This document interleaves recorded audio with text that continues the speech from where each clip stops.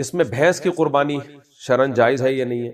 ہمارے ہاں بچپن سے تو اس میں ہمارے اہل حدیث حضرات بھی یہی کہتے تھے، جو ہم سنتے تھے ان سے، کہ بھینس کی قربانی جائز ہے۔ ہم ان سے کہتے تھے بھئی اس پہ کوئی حدیث، تو وہ کہتے تھے کوئی حدیث تو نہیں ہے لیکن اجماعی مسئلہ ہے۔ تو ہر مسئلے پر حدیث کا مطالبہ ٹھیک نہیں ہوتا، کچھ چیزیں اجماع سے ثابت ہوتی ہیں۔ تو بھینس کی قربانی بھی بلا کراہت جائز ہے، بھینس گائے ہی کے حکم میں۔ البتہ آج بعض اہل حدیث علماء اس کا انکار کرتے ہیں، وہ کہتے ہیں ہمیں قرآن و حدیث سے بھینس کی قربانی کا کوئی ثبوت نہیں ملتا، لہذا وہ انکار کرتے ہیں اور کہتے ہیں بھینس کی قربانی جائز نہیں۔ تو ان کی دلیل کا جواب یہ ہے کہ ہر چیز کے لیے قرآن و سنت سے براہ راست ثبوت کا ملنا ضروری نہیں ہے، تبھی بھینس کی قربانی پر ہمیشہ سے اجماع رہا ہے، کسی نے بھی اختلاف نہیں کیا اس میں، اور بھینس کو گائے ہی کے حکم میں سمجھا گیا ہے۔ اور جب ایک دفعہ کسی مسئلے پر اجماع ہو جاتا ہے نا، تو حدیث میں آتا ہے لا تجتمع امتی علی ضلالہ، میری امت گمراہی پہ کبھی جمع نہیں ہو سکتی۔ تو جب اجماع ہو گیا، ماضی میں سب کا اجماع تھا، اس پر کوئی اختلاف نہیں تھا، تو اب جا کے ہمارے بعض اہل حدیث بھائیوں نے علماء نے اعتراض کیا کہ بھئی اس کی کیا ثبوت ہے۔ بھئی ایک دفعہ جب اجماع ہو گیا تو اب اس کے لیے ثبوت کی ضرورت نہیں ہے، کیونکہ امت گمراہی پہ ایک لمحے کے لیے بھی جمع نہیں ہو سکتی۔ باقی اجماع کے علاوہ اس کی کیا دلیل ہے، وہ 2 اور 2 4 کی طرح واضح دلیل ہے۔ ہمارے بعض جو اہل حدیث علماء جو کہتے ہیں کہ بھینس کی قربانی جائز نہیں، وہ دلیل یہ دیتے ہیں کہ گائے اور بھینس میں بہت فرق ہے، بھینس کو گائے پہ قیاس نہیں کیا جا سکتا، کیونکہ گائے جو ہے پانی سے ڈرتی ہے، بھینس تو پانی کے اندر گھستی ہے۔ گائے کے دودھ اور بھینس کے دودھ کی کوالٹی میں فرق ہے، دونوں موسم الگ الگ جھیلتی ہیں، دونوں کی عادات بالکل ہی ایک دوسرے سے ڈیفرنٹ ہے۔ گائے کو گائے کہا جاتا ہے، بھینس کو بھینس کہا جاتا ہے، دونوں کے کلر میں فرق ہے، دونوں کی عادات میں، طور طریقوں میں، ایٹیٹیوڈ میں فرق ہے۔ گائے چست جانور ہے، میں اکثر لطیفہ سناتا ہوں نا، گائے کا بچہ اور بھینس کا بچہ بیٹھ کے آپس میں گپ شپ لگا رہے تھے، تو گائے کے بچے نے بھینس کے بچے سے بولا چل یار کھیلتے ہیں، ادھر ہی بیٹھا رہے گا۔ بھینس کا بچہ ایک نمبر کا سست، تو گائے کے بچے نے کہا کہ ہم چل دوڑ لگاتے ہیں، دیکھتے ہیں کون جیتتا ہے، بھینس کے بچے سے کدھر اٹھا جائے وہ، کیونکہ بھینس کا بچہ ہے۔ تو بھینس کے بچے نے کہا نہیں، بیٹھے بیٹھے کھیلتے ہیں۔ ابے بیٹھے بیٹھے کیا کھیلیں گے؟ تو بھینس کے بچے نے بولا یوں ہلاتے ہیں کان، تو یوں ہلا پھر میں یوں ہلاؤں، تو بس یہ ٹوٹل۔ تو ہمارے اہل حدیث حضرات کہتے ہیں دیکھو اتنا فرق ہے کہ ایک کا ٹوٹل کھیل ہی یہی ہے کہ بیٹھ کے یوں یوں کان ہلاتا رہے گا، اور گائے کا بچہ کیسے ایکٹیو ہوتا ہے، اچھلتا ہے، کودتا ہے۔ تو ان تمام دلائل کا جواب یہ ہے کہ دیکھیں میڈیکلی تو دونوں میں فرق ہے، یعنی فزیکلی دونوں میں فرق ہے، سائنٹیفکلی دونوں میں فرق ہے، سائنسدان دونوں کو ایک جانور نہیں مانتے، لیکن یہ فرق شرعی احکام میں معتبر نہیں ہے، کیونکہ قربانی میں شریعت نے جو بڑا فرق رکھا ہے وہ یہ رکھا ہے کہ چوپایا ہو اور اہلی ہو۔ اہلی کا مطلب پالتو ہو، تو بھینس بھی گائے کی طرح چوپایا ہے اور پالتو جانور ہے، جگالی کرنے والا جانور ہے اور پالتو جانور ہے۔ تو پالتو ہونے نہ ہونے کو شریعت نے فوکس کیا ہے۔ یہی وجہ ہے کہ گائے اگر وحشی ہو، جنگلی گائے ہو، اس کی قربانی جائز نہیں ہے، حالانکہ وہ گائے ہے لیکن چونکہ جنگلی ہے، نیل گائے جسے ہم کہتے ہیں، تو جنگلی ہونا اور وحشی ہونا ایک بنیادی فرق ہے۔ تو بھینس بھی جیسے گائے پالی جاتی ہے، اس سے منفعت دودھ کی حاصل کی جاتی ہے، جگالی کرتی ہے اور پلتی ہے گھروں کے اندر، اس کو آپ جنگل میں چھوڑ دیں گے یا صحرا میں چھوڑ دیں گے مر جائے گی یہ۔ تو یہ ایسے جانوروں میں سے جن کو ہمیشہ سے انسان باندھ کے پالتے رہے ہیں، بکریوں کے ہمیشہ ریوڑ انسان لے کے گھومتے رہے ہیں، جنگل میں چھوڑ دیں گے بھیڑیے کھا جائیں گے اس کو، تو یہ پالتو جانوروں میں سے ہے، یہ وحشی جانور نہیں ہے۔ تو لاحق کیا ہے، اس کو قیاس نہیں کیا ہے بھینس کو گائے کے اوپر، لاحق کیا ہے، اسی کی جنس میں سے شامل کیا گیا ہے۔ قیاس ایک الگ چیز ہے، الحاق ایک بالکل الگ چیز ہے۔ تو بھینس کو اہلی ہونے کی وجہ سے حضرات فقہائے کرام نے گائے میں کے ساتھ لاحق کیا ہے کہ بھئی وہی حکم ہے جو گائے کا ہے۔ یہ مطلب نہیں ہے کہ دونوں کی جنس جو ہے طبی لحاظ سے اور سائنسی لحاظ سے ایک ہی ہے، اس کا کوئی بھی قائل نہیں ہے، تو مشاہدے کے خلاف ہے۔ ہاں دونوں کی جنس ایک ہے قربانی کے مسائل کے لحاظ سے، قربانی کے لحاظ سے دونوں کی جنس ایک ہے، کیونکہ وہ بھی اہلی ہے اور یہ بھی اہلی ہے۔ یہی وجہ ہے کہ بھینسا جو ہے نا، اگر وہ پالتو ہو تو قربانی جائز ہے، اگر وہ جنگلی ہو تو جائز نہیں ہے۔ اسی سے یوک کا حکم، جو ہمارے جو چترال میں لوگ ہم سے مسئلہ پوچھتے ہیں کہ جنگلی بھینسا کہتے ہیں، انگلش میں شاید یوک کہتے ہیں اس کو، اس کا بھی لوگ چترال سے مسئلہ پوچھتے ہیں کہ اس کی قربانی جائز ہے یا نہیں ہے۔ تو بھائی اگر یہ پالتو ہے تو جائز ہے، پالتو نہیں ہے تو جائز نہیں ہے۔ تو پالتو ہونے کو، چوپائے میں پالتو ہونے کو شریعت نے فوکس کیا۔ پالتو کا مطلب یہ نہیں کہ بلی بھی پالتو ہے تو آپ اسی کو کاٹ دیں، پالتو میں چوپائے جو پالتو ہے، انعام، وہ انعام جو پالتو ہوتے ہیں، گھریلو ہوتے ہیں، تو اس میں گائے سے جو مفاد ہے وہی بھینس سے بھی وہی ہے، بالکل ایز اٹ از وہی اس سے فائدے ہمیں ہوتے ہیں جو گائے سے ہوتے ہیں، اور یہ بھی پالتو ہے وہ بھی پالتو ہے۔ تو اس لیے ہمارے نزدیک بھینس کی قربانی بھی بلا کراہت جائز ہے، کوئی حرج نہیں ہے اس میں۔ اور اچھا یہ مسئلہ اختلافی اب بن گیا ہے، تو اس میں کسی پر طنز کرنا جائز نہیں ہے، لوگ میرے کلپ چلا چلا کے پھر طنز کر رہے ہوتے ہیں، تو اس لیے ہم تو وہ جو ایک دلیل کے لحاظ سے مضبوط بات تھی وہ میں نے آپ کے سامنے رکھ دی ہے کہ کوئی حرج نہیں ہے، بھینس کی قربانی ہو، بھینسے کی قربانی ہو، گائے کی قربانی ہو، تو سب جائز ہے۔ اچھا ایک مسئلہ اور بھی بہت زیادہ پوچھا جاتا ہے کہ کتنے دن قربانی جائز ہے. دیکھیں یہ بھی صحابہ تابعین کے سے تواتر سے یہ بات ثابت ہے. اس بارے میں بہت ساری روایات ہیں کہ قربانی کے صرف 3 دن. حضرت علی رضی اللہ تعالیٰ عنہ سے مصنف ابن ابی شیبہ میں، مصنف عبد الرزاق میں روایات موجود ہیں. تو اور یہ مسئلہ بھی تقریباً اجماعی ہے کہ چوتھے دن قربانی جائز نہیں ہے. قربانی کے 3 دن ہیں. جو چوتھے دن والی قربانی ہے کی حدیثیں ہیں وہ ضعیف حدیثیں ہیں. اس لیے جمہور اہل علم کا یہی موقف ہے کہ 3 دن قربانی جائز ہے. اس پر میں پورے ریفرنسز کے ساتھ کئی سال پہلے میں نے کلپ ریکارڈ کروایا تھا، جس میں جو بعض اہل حدیث حضرات بہت تشدد کرتے ہیں اور چوتھے دن قربانی کو بھی جائز قرار دیتے ہیں، ان کے دلائل کا میں نے جواب دیا تھا. آپ میرا وہ کلپ تلاش کریں گے، کیونکہ اس میں اس سیشن میں تو بہت سارے مسائل میں نے ریکارڈ کروانے ہوتے ہیں، تو ہر مسئلے کے ریفرنسز کے ساتھ دلائل پیش کرنا یہاں مشکل ہوتا ہے، کیونکہ پھر ایک ہی مسئلے میں سارا ٹائم لگ جائے گا. تو اس مسئلے پر میں الگ سے کلپ ریکارڈ کروا چکا ہوں. آڈیو بیان ہوگا میرا، پرانا بیان. اس میں نے ان کے دلائل کا جواب دیا جو کہتے ہیں چوتھے دن قربانی جائز ہے. تو وہ دلائل صحیح نہیں ہے. کوئی صحیح حدیث اس بارے میں ہمیں نہیں ملتی جس میں چوتھے دن قربانی کی نبی صلی اللہ علیہ وسلم نے اجازت دی. صحابہ تابعین تبع تابعین کا یہی عمل چلا آ رہا ہے کہ ایام نہر وہ 3 ہیں: 10 ذی الحجہ، 11 ذی الحجہ اور 12 ذی الحجہ. ہاں ایام تشریق میں چوتھا دن داخل ہے، ایام نہر میں قربانی کے دنوں میں چوتھا دن داخل نہیں. اور ویسے بھی آپ کے پاس 3 دن بہت ہیں. آپ کیوں ایک ایسے دن قربانی کر رہے ہو جو اختلافی ہے اور جس میں آپ کی قربانی شک میں پڑ جائے؟ تو یہ ویسے بھی ایک میں سمجھتا ہوں غلط ہے، کیونکہ قربانی جلد سے جلد کرنے میں جتنا جلدی کریں گے اتنا زیادہ ثواب ہوگا. اچھا بھائی، رات کے وقت قربانی کرنا، یہ بھی مسئلہ بہت پوچھا جاتا ہے. رات کے وقت بھی قربانی جائز ہے مگر بہتر نہیں ہے، کیونکہ قربانی شاعر اسلام میں سے، اور شاعر اسلام کا اظہار دن میں ہوتا ہے، راتوں میں نہیں ہوتا. تو رات میں ویسے بھی جانور کے آرام کرنے کا ٹائم ہوتا ہے، تو شاعر اسلام دن میں کیے جاتے ہیں، کھلے عام کیے جاتے ہیں، تو اس لیے دن میں ہی قربانی کرنی چاہیے. ایک اور مسئلہ بہت زیادہ پوچھا جاتا ہے، لوگ کہتے ہیں کہ ہم ساری قربانی فلاں ملک میں دے دیتے ہیں تاکہ غریبوں میں گوشت بانٹ دیا جائے. ٹھیک ہے، اچھی بات ہے، آپ غریبوں میں گوشت بانٹیں، آپ کریں، لیکن بالکل اپنے گھر میں قربانی ہی نہ کرنا یہ بھی غلط ہے، کیونکہ قربانی کا بنیادی مقصد صدقہ نہیں ہے. قربانی کا بنیادی مقصد ہے سنت ابراہیمی کو زندہ کرنا، اور پھر اس دن اللہ کی طرف سے ضیافت ہو اور آپ اللہ کی دعوت پہ گوشت کھائیں. تبھی تو اللہ نے 4 دن کا روزہ حرام کر دیا، 3 دن بقرعید کے اور چوتھا دن بھی ایام تشریق کا.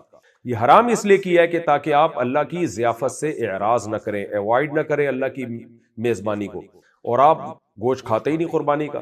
تو اس لیے آپ صدقہ ضرور کریں، لیکن قربانی کا اتنا ضرور کریں کہ کچھ نہ کچھ گوشت قربانی کا آپ کے گھر میں آئے. تو اپنے گھر میں بھی قربانی کا ایک حصہ لازمی کرنا چاہیے. ایک چھوٹا سا دمبا کر لیں، بکرا کر لیں، یا گائے کا ایک حصہ یا اونٹ میں ایک حصہ ڈال لیں، تاکہ آپ کے گھر میں بھی قربانی ہو. پھر آپ کو اللہ نے زیادہ وسعت دی ہے تو دوسرے ملکوں میں بھی کریں، غزہ میں کریں آپ قربانی. پاک ایڈ ویلفیئر ٹرسٹ کر رہا ہے غزہ میں الحمدللہ، اور پورے ملک میں پاک ایڈ ویلفیئر ٹرسٹ کی طرف سے قربانی کا انتظام ہے. تو آپ ان کی ویب سائٹ پہ جا کے پاک ایڈ ویلفیئر ٹرسٹ ان کے پیکج معلوم کر سکتے ہیں. لیکن اپنے گھر میں بھی آپ نے قربانی لازمی کرنی ہے. بالکل ہی ایوائڈ کرنا کہ گھر میں قربانی کا گوشت ہی نہ آئے، یہ بالکل مناسب نہیں ہے. اللہ کی ضیافت سے ایک قسم کا یہ اعراض ہے. آپ حضرات کو معلوم ہے کہ 2-3 ہفتوں سے قربانی ہی کے زیادہ مسائل چل رہے ہیں اور حج کے، تو آج بھی زیادہ تر مسائل قربانی اور حج ہی سے متعلق ہوں گے، لیکن ایک آدھ سوال موضوع سے ہٹ کر بھی ہے.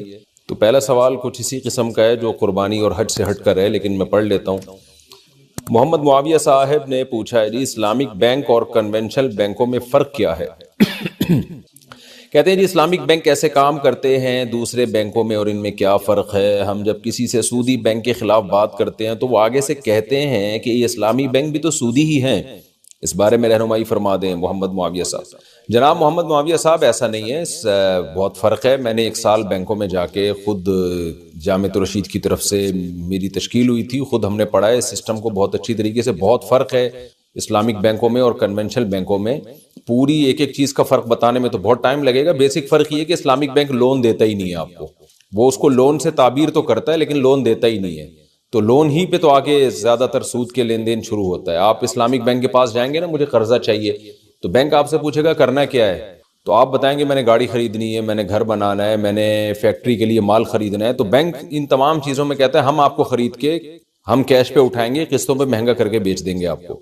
تو اس طرح سے ہوتا ہے. پھر وہ آپ ہی کو وکیل بنا دیتا ہے اپنی طرف سے کہ آپ پہلے بینک کے لیے خریدیں، پھر بینک جب آپ کے قبضے میں آئے گا تو پھر بینک آپ کو بیچے گا. یہ میں نے خلاصے کا خلاصہ آپ کے سامنے پیش کیا ہے. تو یہ سمجھانے کے لیے کہ بہت بڑا فرق یہ ہے کہ اسلامک بینک لون نہیں دیتا، نام اس کو لون کا دے گا لیکن العبرۃ للمعانی لا للالفاظ.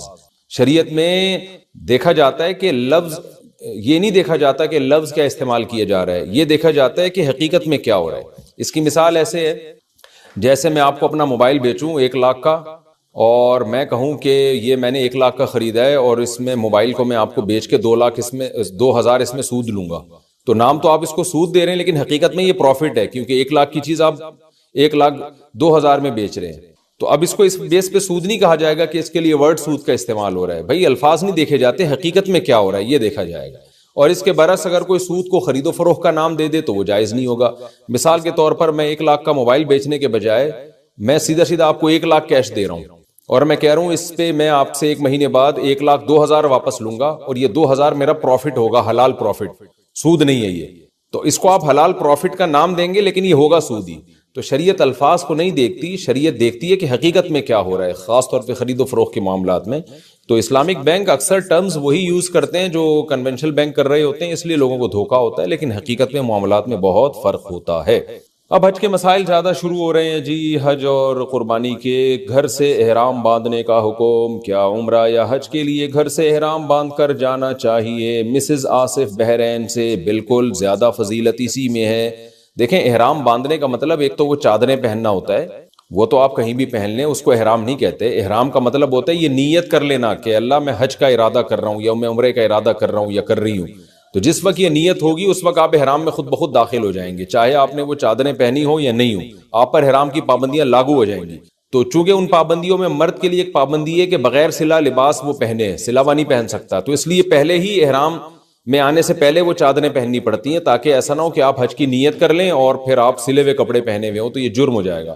تو بہتر یہی ہے کہ جب آپ گھر سے نکلیں تو تلبیہ 2 رکعت پڑھ کے احرام کی نیت کر لیں۔ تو چونکہ احرام کی حالت میں جتنا زیادہ ٹائم گزاریں گے اتنا زیادہ آپ کو ثواب ملے گا۔ حدیث میں آتا ہے اللہ تعالیٰ کو، حدیث کا مفہوم ہے کہ احرام کی حالت میں بندہ جتنا محبوب ہے اتنا کسی اور حالت میں نہیں۔ حدیث کا مفہوم پیش کر رہا ہوں، یعنی سب سے زیادہ اللہ کی محبوب حالت یہ کہ آپ احرام کی حالت میں، تو جتنی زیادہ ٹائم آپ کا احرام میں گزرے گا، چاہے مرد ہو یا عورت ہو، تو زیادہ ثواب ملے گا۔ لیکن یہ ثواب کی بات ہے، مشورہ عام طور پہ یہی دیا جاتا ہے کہ بھائی آپ احرام کی نیت اس وقت کریں جب میقات سے گزرنے لگیں۔ وجہ اس کی یہ کہ شروع میں جب لوگ احرام کی نیت کر لیتے ہیں تو حج یا عمرے کی نیت سے احرام میں آ جاتے ہیں تو پابندیاں نہیں ہوتی، وہ اکثر گڑبڑ کر دیتے ہیں، خوشبو لگا لی، صابن سے نہا لیا، خوشبو والے صابن سے یا خوشبو والے شیمپو سے نہا لیا، یا بال توڑ دیے، داڑھی کے بال کھینچنے کی بعض لوگوں کو عادت ہوتی ہے، تو احرام کی پابندیاں پر عمل نہیں ہو پاتا۔ تو اس لیے مشورہ یہ دیا جاتا ہے کہ بھائی ثواب تو کم ہے بعد میں احرام پہننے میں، لیکن یہ کہ آسانی ہے اس میں، لیکن بہرحال اگر کوئی ہمت کرتا ہے تو جتنا پہلے احرام میں آئے گا وہ اتنا زیادہ اس کو ثواب ملے گا۔ اور ویسے بھی شان ہے نا حج یا عمرے کی کہ آپ گھر سے ہی احرام باندھ کے چلیں، اس میں ایک شاعر اسلام کا اظہار بھی زیادہ ہے، عزت بھی اس میں زیادہ ہے، اور عزت سے مراد یہ کہ ایک اسلام کی فضیلت کا اظہار ہو رہا ہے اس میں، تو یہ زیادہ بہتر ہے۔ میقات سے گزرتے وقت لبیک نہ کہا تو کیا حکم ہے؟ عمرے پر جاتے ہوئے میقات سے گزرتے وقت میں نے لبیک نہیں پڑھی کیونکہ مجھے پتہ ہی نہیں چلا کہ میقات سے کب گزرے، تو اب میرے لیے کیا حکم ہے؟ کیا دم واجب ہے؟ نیز میں چہرے سے نقاب بھی کچھ دیر بعد ہٹا کر کیپ والا نقاب لگایا تو کیا اس سے بھی دم دینا واجب ہوگا؟ ام عمر کراچی سے۔ دیکھیں میقات سے گزرتے ہوئے لبیک کہنا تو واجب نہیں ہے، البتہ حج کی نیت کر کے احرام میں داخل ہو جانا واجب ہے، تو وہ لبیک ہی کے ذریعے عام طور پہ لوگ کر رہے ہوتے ہیں کیونکہ اس موقع پر تلبیہ پڑھنا سنت ہے۔ تو آپ نے اگر واقعی احرام میں داخل نہیں ہوئی اور میقات سے گزر گئی پتہ ہی نہیں چلا تو آپ پہ دم بھی واجب ہے۔ اور یہ جو آپ نے چہرے پہ نقاب کیا ہوا تھا، کپڑا چہرے پہ لگا ہوا تھا، تو اس میں بھی یہ ہے کہ اگر احرام میں آنے کے بعد یہ کام ہوا ہے، یعنی جب آپ نے لبیک پڑھ لیا، تلبیہ پڑھ لی اور احرام کی نیت کر لی، حج کی عمرے یا حج کی نیت کر لی، تو اس کے بعد اگر یہ کپڑا آپ کے چہرے پہ لگا ہے تو تھوڑی دیر کے لیے لگا ہے تو کچھ صدقہ خیرات کر لیں، اور اگر 12 گھنٹے تک لگا رہا ہے متفرق اوقات میں یا ایک ہی ٹائم پہ تو پھر آپ پہ دم اس کا الگ سے واجب ہوگا، لیکن اگر یہ احرام سے پہلے ہی ہوا ہے تو پھر آپ پہ واجب نہیں ہے۔ احرام میں صابن اور شیمپو کا استعمال، عمرہ یا حج کے لیے جو غسل کرتے ہیں اس میں جسم پر صابو یا شیمپو وغیرہ لگا سکتے ہیں یا نہیں؟ عامر صاحب سعودی عرب سے۔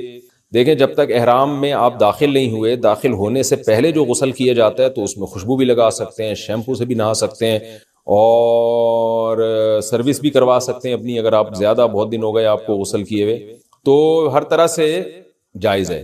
لیکن جب آپ نے غسل کے بعد احرام کے لیے تلبیہ پڑھ لیا، نیت کر لی، تو اب آپ شیمپو یا صابن استعمال نہیں کر سکتے، سادہ پانی سے نہا سکتے ہیں، کیونکہ شیمپو میں بھی خوشبو ہوتی ہے اور عام صابنوں میں بھی خوشبو ہوتی ہے۔ آج کل حاجیوں کے لیے ایسے صابن بک رہے ہوتے ہیں جن میں خوشبو نہیں ہوتی، وہ صابن استعمال کرنا جائز ہے۔ لیکن بہرحال حدیث میں آتا ہے کہ اللہ تعالیٰ کو میلا کچیلا حاجی، پراگندہ بال والا حاجی زیادہ محبوب ہے، اس لیے حج میں اگر غسل کرنا بھی پڑے احرام کی حالت میں تو صابن کا بالکل استعمال نہ کریں، بہتر یہی ہے۔ اور یہ جو خوشبو والے صابن ہیں یہ تو بالکل جائز نہیں ہے، گناہ ملے گا اور دم بھی واجب ہوگا۔ حج میں قربانی نہ کر سکیں تو کتنے روزے رکھیں؟ ایک شخص حج تمتع کرے مگر صاحب نصاب نہ ہونے کی وجہ سے قربانی نہ کرے تو کتنے روزے رکھے گا؟ عبداللہ صاحب 10 روزے رکھے گا اگر اس کے پاس قربانی کے پیسے نہیں ہیں، لیکن یہ روزے قرآن کے مطابق ایام حج میں رکھے گا۔ کیا مطلب؟ 10 ذی الحجہ سے پہلے، کیونکہ 10 ذی الحجہ سے لے کر ایام تشریق تک تو ویسے ہی روزے حرام ہیں، عید کے ایام آتے ہیں یہ، تو 9 ذی الحجہ تک وہ کم سے کم 3 روزے رکھ لے گا حالت احرام میں، 3 روزے وہ رکھے گا، اور پھر باقی 7 روزے حج کمپلیٹ ہونے کے بعد۔ اور بہتر یہ کہ پھر وہ اپنے مقام پہ گھر میں آ کے رکھ لے، اور مکہ میں بھی رکھ سکتا ہے لیکن افضل یہی ہے کہ گھر میں آ کے رکھے، لیکن 3 روزے اس کو پہلے رکھنے پڑیں گے۔ عام طور پر حاجی ایسا نہیں کرتے تو ان پر پھر دم ہی واجب ہوتا ہے، تو اس لیے اگر کسی کے پاس دم کے پیسے نہیں ہیں، بالکل دم نہیں دے سکتا وہ، یعنی حج تمتع یا قران کی بات ہو رہی ہے، اس میں جو دم شکر واجب ہوتا ہے وہ والا دم نہیں دے سکتا، تو پھر اس کو چاہیے کہ بقرعید سے پہلے 3 روزے وہ رکھ لے وہیں پر ایام حج میں ہی، جب وہ اس نے احرام باندھا ہوا ہو نا تو اسی میں وہ 3 روزے رکھ لے، اور اگر وہ نہیں رکھ سکا کسی وجہ سے تو اب وہ روزے گئے، اب اس کو دم ہی دینا پڑے گا۔ اچھا بھائی، اگر قربانی یا حلق سے پہلے طواف زیارت کر لیا، حج میں کنکری مارنا، قربانی کرنا اور سر مڈانا، اگر کسی نے سر مڈانے سے پہلے طواف زیارت کر لیا تو کیا یہ صحیح ہے یا نہیں؟ اور اگر قربانی سے پہلے طواف زیارت کر لیا تو وہ کیسا ہے؟ محمد عمیر لاہور سے۔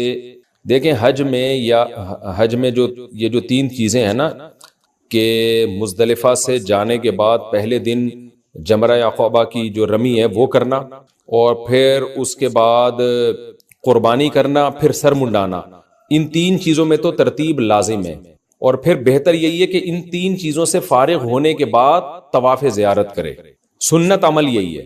لیکن اگر کسی نے طواف زیارت پہلے کر لیا تو ناپسندیدہ تو ہے مگر کوئی دم واجب نہیں ہوتا اور طواف پھر بھی ادا ہو جاتا ہے، یعنی قربانی سے پہلے، رمی سے پہلے یا سر مڈانے سے پہلے ہی کسی نے طواف زیارت کر لیا، لیکن بقرعید کے ایام میں کیا ہو، یہ ضروری ہے، تو بھی اس کا حج ادا ہو جائے گا اور کوئی دم بھی واجب نہیں ہوگا، لیکن افضل نہیں ہے، سنت کے خلاف ہے یہ۔ سنت یہی ہے کہ جب آپ گئے ہیں تو تمیز سے پورا، جیسے سارے حاجی کر رہے ہیں وہی کر لیں، کیا جلدی ہے کہ فوراً بھاگ کے جا کے طواف زیارت کرنا۔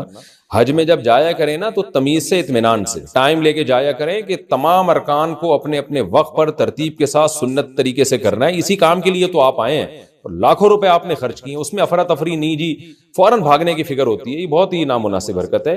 تو آپ تمیز سے یہی کر لیں کہ پہلے رمی کریں اور اس کے بعد پھر آپ قربانی کریں، اور پھر اس کے بعد آپ حلق کریں، سر مڈائیں، احرام سے نکل آئیں، پھر اچھے بچوں کی طرح تمیز سے طواف زیارت کے لیے چلے جائیں آپ۔ بلکہ میں تو یہ کہتا ہوں، بلکہ تجربے کار لوگ بھی کہتے ہیں پہلے دن طواف زیارت میں بے انتہا رش ہوتا ہے، تو آپ اگلے دن کر لیں تاکہ آرام سے ہو جائے۔ لیکن وہی ہے نا کہ بس جلدی اتنی ہوتی ہے کہ کچل جائیں گے، مر جائیں گے، لیکن یہ کہ فوراً کرنا ہے، 1-2 دن کا فرق برداشت نہیں ہوتا ہمارے حاجی بھائیوں سے۔ اچھا بھائی، حج میں قربانی، اچھا یہ ہو چکا، حج بہتر ہے یا غریبوں کی مدد؟ بہت سے لوگ کہتے ہیں کہ حج کرنے سے اچھا ہے کہ کسی غریب کی شادی کرا دو، کیا کسی غریب کی یا اپنی بیٹی کی شادی کرانے سے حج کی فرضیت ادا ہو جائے گی؟ یہی اعتراض قربانی کے متعلق بھی کیا جاتا ہے، اس بارے میں رہنمائی فرما دیں۔ محمد تسلیم اختر انڈیا سے۔ دیکھیں قربانی یا حج اگر فرض ہے، واجب ہے، تو پھر تو قربانی اور حج ہی کرنا پڑے گا، غریب کی شادی نہیں کرا سکتے آپ، یعنی اگر آپ کے ذمہ حج فرض ہے تو حج کرنا پڑے گا، غریب کی وجہ سے حج مؤخر کر دیا تو گناہگار ہوں گے۔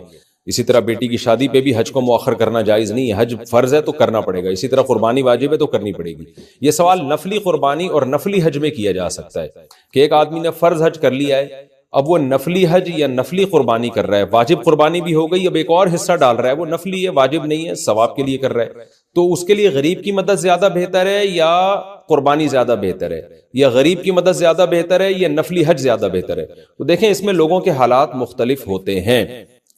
ایک نوعیت کی عبادت کا مقابلہ آپ دوسری نوعیت کی عبادت سے نہیں کر سکتے. حج کی الگ فضیلت ہے، صدقات و خیرات کی الگ فضیلت ہے.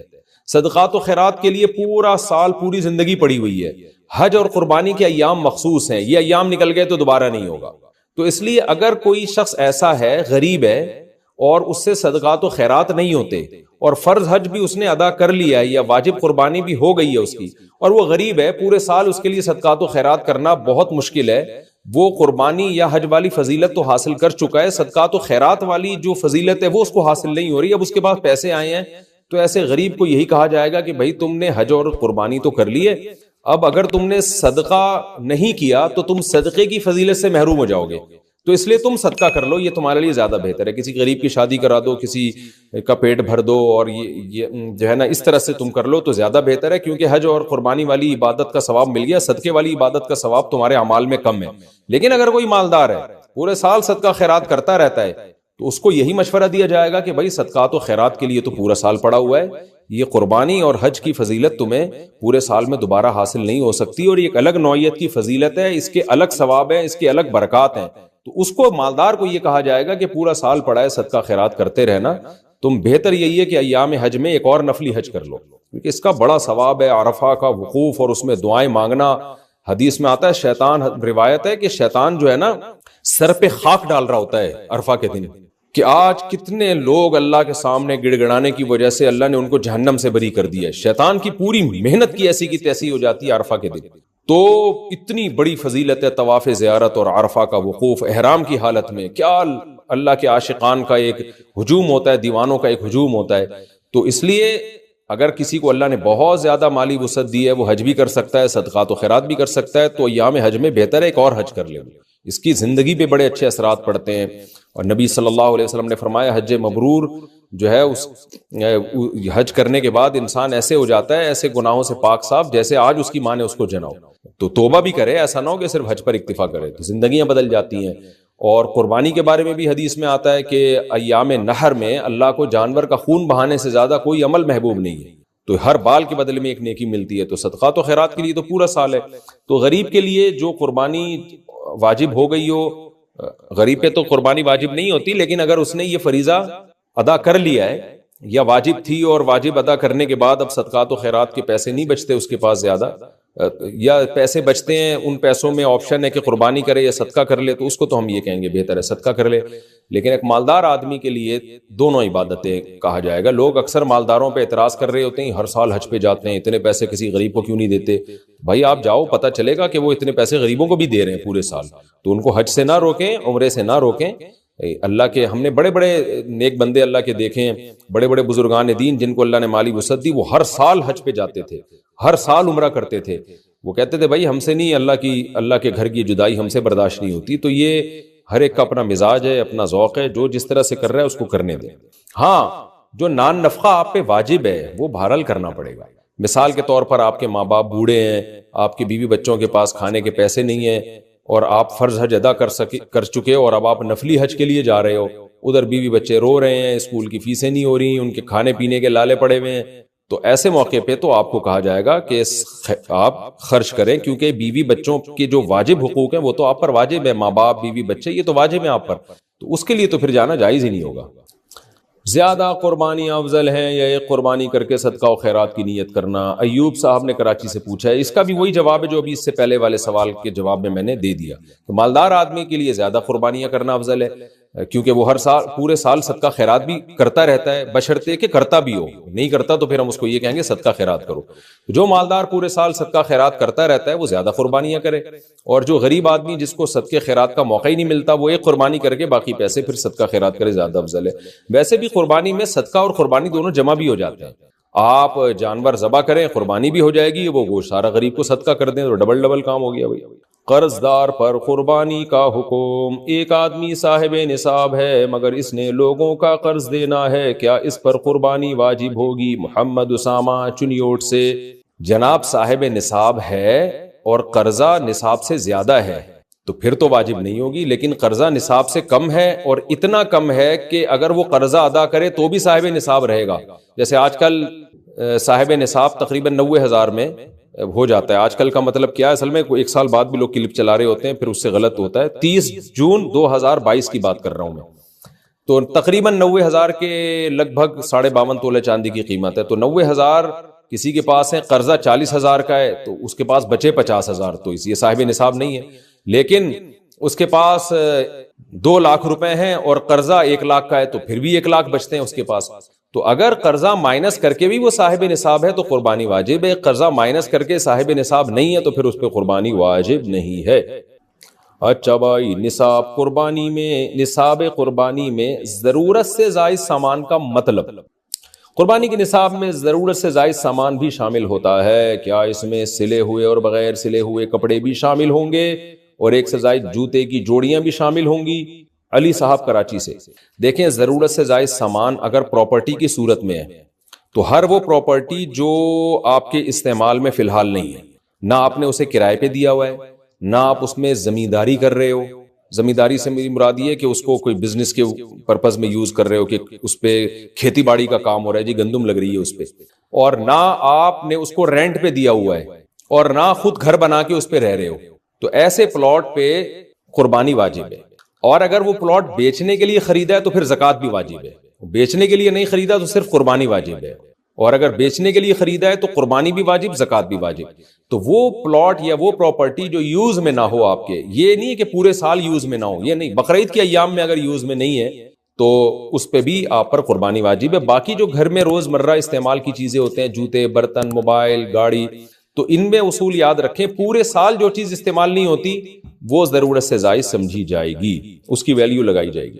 قدیم فقہاء نے لکھا ہے کہ 3 جوڑے ضرورت میں داخل ہیں، 3 سے زائد ضرورت سے زائد میں. لیکن آج کل کے زمانے کے لحاظ سے یہ چینج ہو گیا ہے. آج کل کیونکہ لباس بہت باریک بھی ہوتے ہیں، جلدی جلدی پھٹتے بھی ہیں، میلے بھی ہوتے ہیں، تو اس لیے جو ہے نا آج یہی فتویٰ دیا جاتا ہے کہ پورے سال اگر کوئی کپڑا استعمال میں نہیں آ رہا تو اس کا مطلب ہے کہ وہ آپ کی ضرورت سے زائد ہے. گھر میں ڈنر سیٹ پڑا ہوا ہے، پورے سال استعمال میں نہیں آتا تو ضرورت سے زائد. کتابیں رکھی ہوئی ہیں، استعمال میں ہی نہیں ہے، وہی لے کے رکھی ہوئی ہیں، پورے سال پڑی رہتی ہیں، تو وہ بھی ضرورت سے زائد میں آئیں گی. لیکن اگر علماء کے پاس کتابیں ہیں اور وہ کسی بھی وقت ان کو یہ ہے کہ میرے استعمال میں آ سکتی ہیں، ریسرچ کے کام آئیں گی، تو پھر وہ ضرورت میں داخل ہیں. امریکہ والے پاکستان میں کیا پہلے دن قربانی کر سکتے ہیں؟ اگر پاکستان اور امریکہ میں ایک ہی دن عید ہو، اگر ہم پاکستان میں قربانی کریں تو وہ ہم سے 12 گھنٹے آگے ہے، کیا اس سے ہماری قربانی پر کوئی اثر پڑے گا؟ شہاب اظہار امریکہ سے. جی بالکل پڑے گا. ادھر رات ہو رہی ہے، یہاں بقرعید ہو گئی ہے، یہاں قربانی کا جانور کٹ رہا ہے اور وہاں پر قربانی ابھی واجب ہی نہیں ہوئی تھی، تو پھر یہ قربانی آپ کی ادا نہیں ہوگی.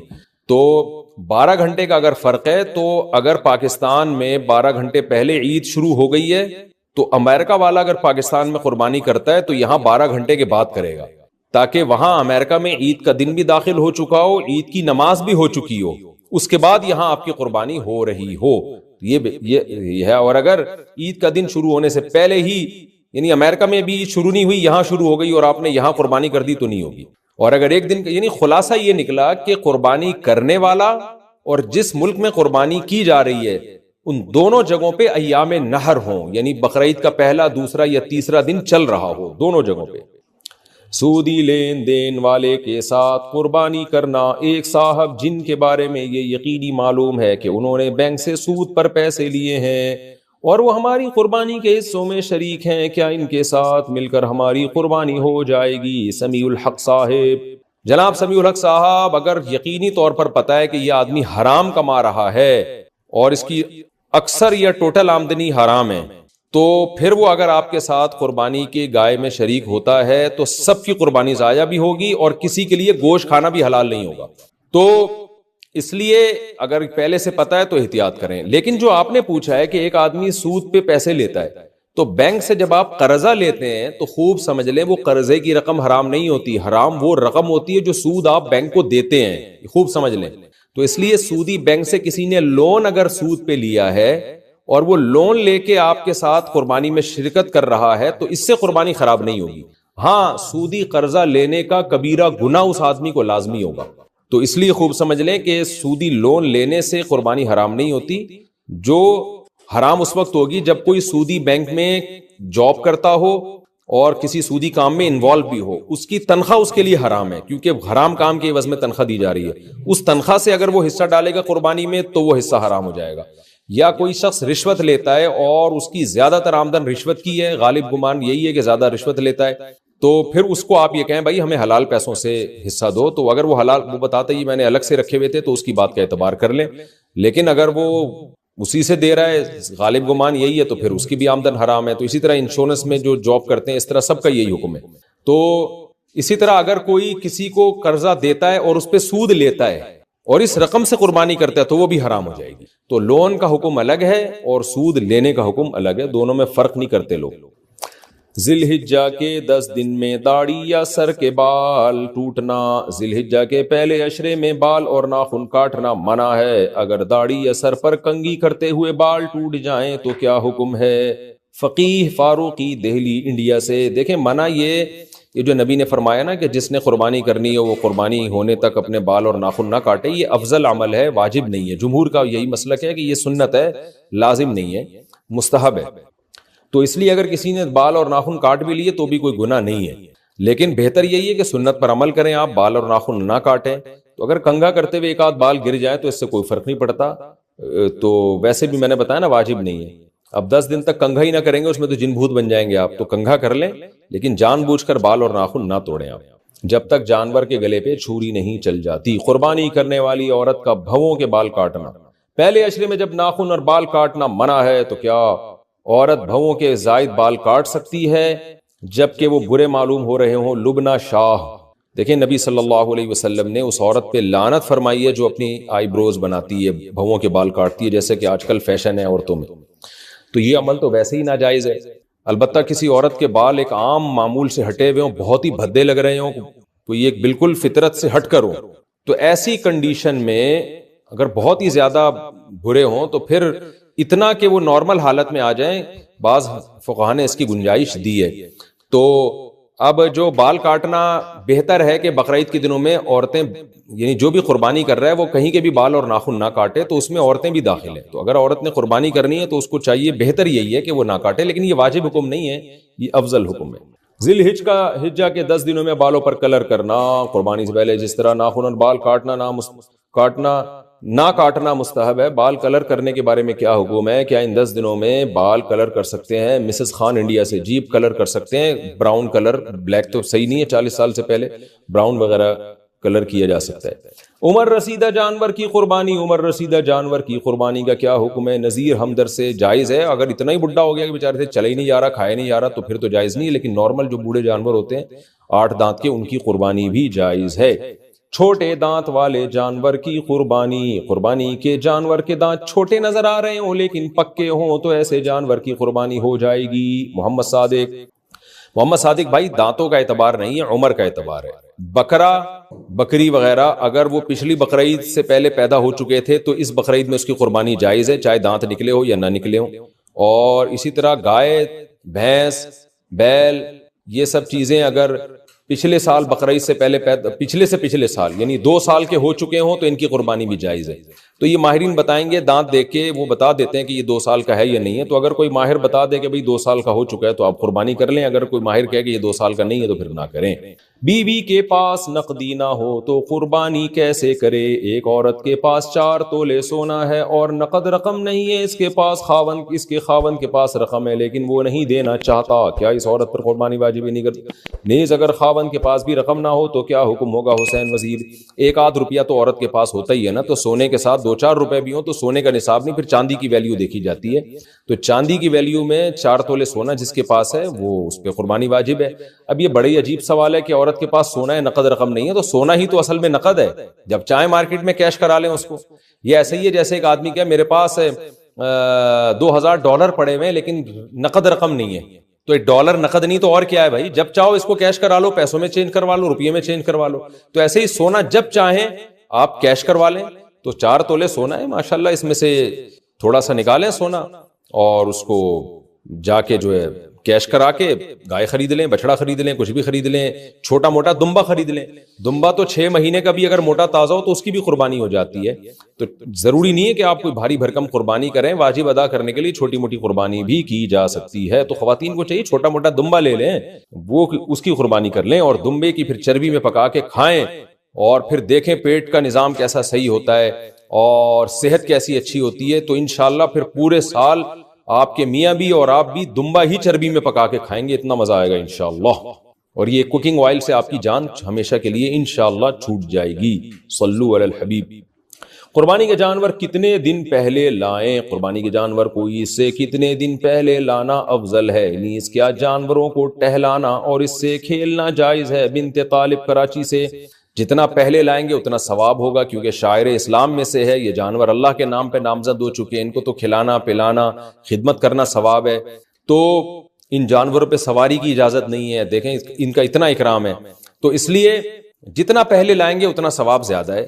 اور ان کے ساتھ کھیلنا, ان کو گھمانا پھرانا نہ صرف جائز بلکہ باعث ثواب ہے. البتہ ایسے جانور کی توہین کرنا, اسے تکلیف دینا جائز نہیں. بعض لوگ اتنا تماشا بنا لیتے ہیں, جانور بدک جاتا ہے, وہ پریشان ہو جاتا ہے کہ گائے میں ہوں اور حرکتیں اس کی گائے جیسی ہیں, وہ خود حیران ہوتا ہے.